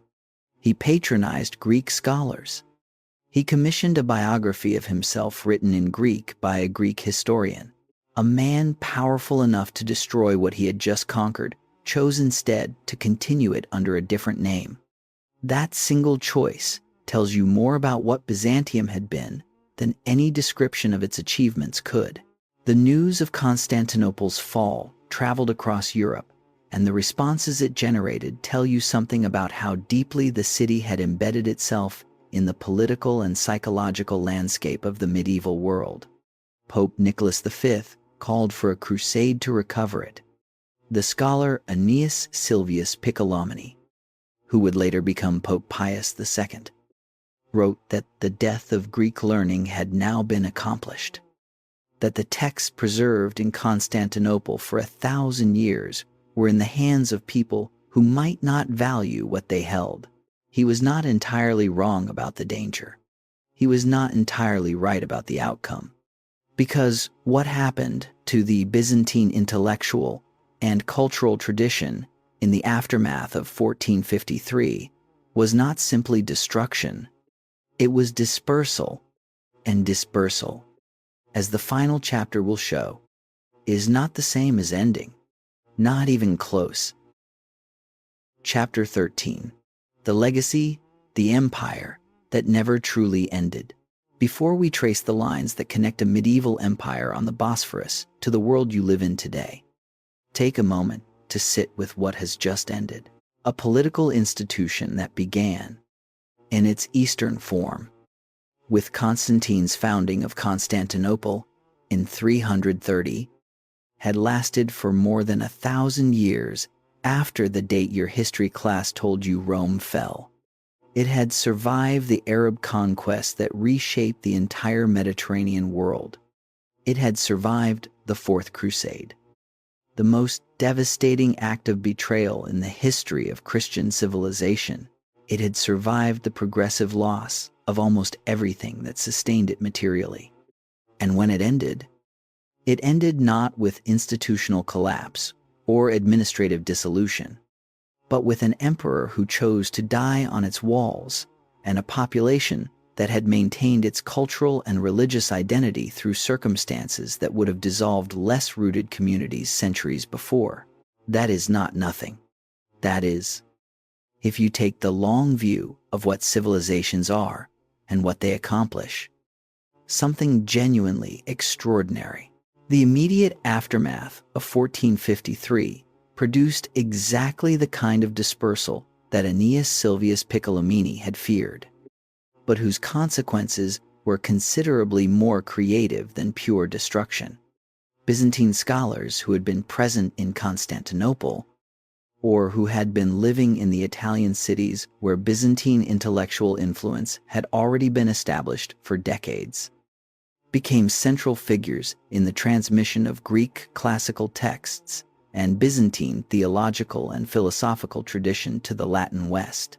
The scholar Cardinal Bessarion, who had been born in Trebizond, educated in Constantinople, and had converted to Roman Catholicism at the Council of Florence in 1439. He spent the decades after 1453 systematically collecting Greek manuscripts and donating them to the city of Venice, where his collection became the foundation of the Bibliotheca Marciana, one of the great research libraries of the Renaissance world. Bessarion understood with precision what was at risk and what might yet be preserved. His letters, appealing to the leaders of Italian states for support in this work, are among the most eloquent documents produced in the immediate aftermath of the fall. The presence of Byzantine scholars in Italian cities contributed to what historians of the Renaissance describe as the Greek revival of the 15th century. The renewed engagement with Greek philosophical and literary texts that was one of the important streams feeding into the broader Renaissance cultural transformation. The historian Dano Giannakopoulos, in his studies of Byzantine and Western humanism, traces specific connections between Byzantine scholarly traditions and Italian humanist intellectual culture that demonstrate genuine transmission rather than simply parallel development. How much of the Renaissance was shaped by Byzantine transmission and how much reflected independent Western developments is a question that historians continue to examine with care. And honesty requires acknowledging that the Byzantine contribution was one among several important factors rather than the sole cause of anything. But it was a real contribution, made by specific people at specific moments. And the people who made it deserve more recognition in popular accounts of Renaissance origins than they typically receive. The Russian Orthodox Church's claim to represent the Third Rome is one of the most consequential intellectual inheritances of the Byzantine collapse, and its implications extended deep into the political and religious imagination of the Russian state across the following centuries. The concept was articulated most explicitly by the monk Philotheus of Pskov in the early 16th century, who wrote in a letter to the Grand Prince of Moscow that two Romes had fallen, that a third stood, and that a fourth there would not be. The theological and political logic behind this formulation drew on the Byzantine understanding of the relationship between Christian empire and divine purpose. The idea that there was a Christian emperor whose political authority was part of the divine ordering of the world, and that when Constantinople fell, that role had passed to Moscow. The Grand Princes of Moscow had been laying the groundwork for this claim for decades before Philotheus articulated it. Ivan III, who formally rejected Mongol suzerainty in 1480, and who married Sophia Palaiologina, a niece of the last Byzantine emperor Constantine XI, had adopted the double-headed eagle of Byzantium as the symbol of the Muscovite state. The title Tsar, which Ivan III's successor, Ivan IV, would formally adopt, is a Slavic rendering of Caesar, the Roman imperial title that connected the Muscovite rulers directly to the tradition they were claiming. The Russian Orthodox Church, as an institution, carried within its liturgical forms, its theological tradition, its canonical structures, and its self-understanding the direct institutional inheritance of the Byzantine Church. That inheritance is still present and still active. The Russian Orthodox Church today, with its approximately 100 million adherents, is the largest single institutional heir of Byzantine Christianity. When you see a Russian Orthodox church with its distinctive domes and gold-covered icons, you are looking at an architectural and artistic descendant of the Byzantine tradition that Justinian's architects, the Macedonian patrons, and the Palaiologan artists developed across 1,000 years. The Slavic world more broadly carries Byzantine cultural inheritance in ways that are still structurally present. The Serbian Orthodox Church, the Bulgarian Orthodox Church, the Romanian Orthodox Church, the Georgian Orthodox Church. All of these are institutional heirs of the Byzantine missionary program that Cyril and Methodius inaugurated in the 9th century. And the Cyrillic alphabet is used today by more than 250 million people as their primary writing system, every word written in Russian, Bulgarian, Serbian, or Ukrainian using that script is written in an alphabet created by Byzantine missionaries in the 9th century to bring the gospel to the Slavic peoples. The scale of that single legacy, still active today, is genuinely difficult to overstate. Greece itself represents a different and more direct relationship with the Byzantine inheritance. The Greek Orthodox Church, whose patriarch still resides in Istanbul, the city that was Constantinople, is the most direct institutional continuation of Byzantine Christianity. The Greek language itself, evolved and changed across centuries, but recognizably continuous, is the same language that the Byzantine Empire used as its primary language of administration and culture for most of its existence. The legal inheritance of Byzantium in European legal tradition is less visible than the religious inheritance, but no less real in its effects. Justinian's Corpus Juris Civilis, which the Byzantine Empire preserved, transmitted, and continued to develop across its existence, became the foundation of the legal revival that began in the universities of medieval Europe in the 11th and 12th centuries.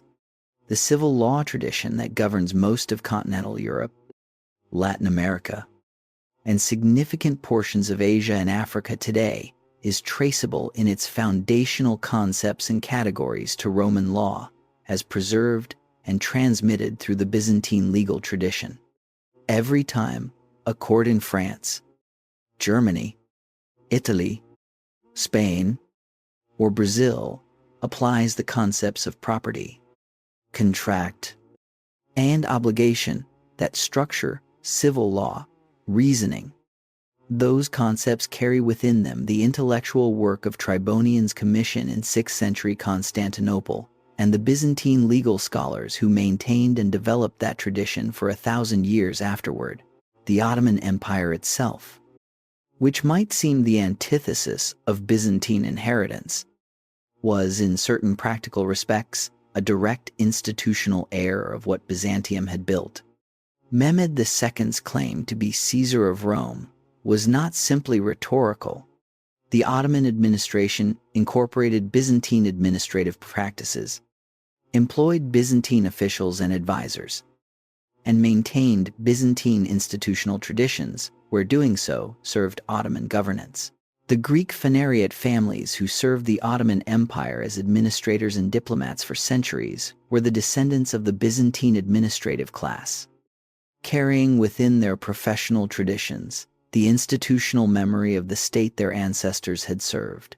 The Hagia Sophia itself is perhaps the most tangible single expression of the Byzantine legacy still present in the world today. The building that Anthemius and Isidore designed for Justinian, completed in 537, still stands in Istanbul. It was a mosque from 1453 until 1934, when the Turkish Republic converted it to a museum.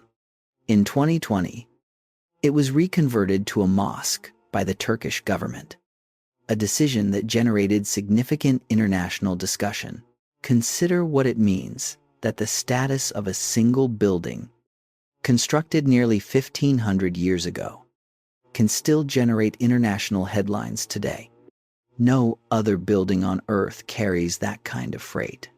No other building is simultaneously a masterpiece of late Roman engineering, the prototype for every domed mosque in the Islamic world, the space where an empire spent 9 centuries defining itself through liturgy and ceremony, and still an active site of religious practice and political argument. The Hagia Sophia is still arguing with history, and history is still arguing back. The architectural influence of Hagia Sophia extends across the world in ways that are easy to see once you know where to look. The domed mosque typology that defines Islamic sacred architecture from Istanbul to Delhi was shaped directly and specifically by the example of the building Justinian built, when Mehmed II's architects designed the Fatih Mosque and when Suleiman the Magnificent's architect Sinan designed the Suleymaniye Mosque.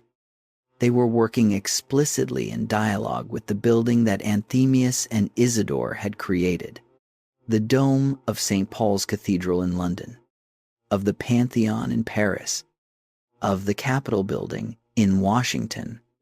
All draw on an architectural tradition whose most important single medieval prototype is the Hagia Sophia, the building that Justinian entered, saying that he had surpassed Solomon, became the building that shaped sacred architecture across multiple religious traditions for 15 centuries and counting.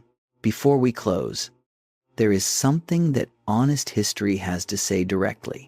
This story has traced extraordinary cultural and institutional achievements across 1,000 years. It has also moved past, or touched only briefly, the persecution of theological minorities that Byzantine emperors conducted with systematic thoroughness, the political violence that accompanied almost every succession, the brutality that figures like Basil II deployed with calculated deliberateness, the anti-Latin massacre of 1182, the civil wars of the 14th century that invited in the very enemy that would eventually finish the empire. These were not incidental to the Byzantine story.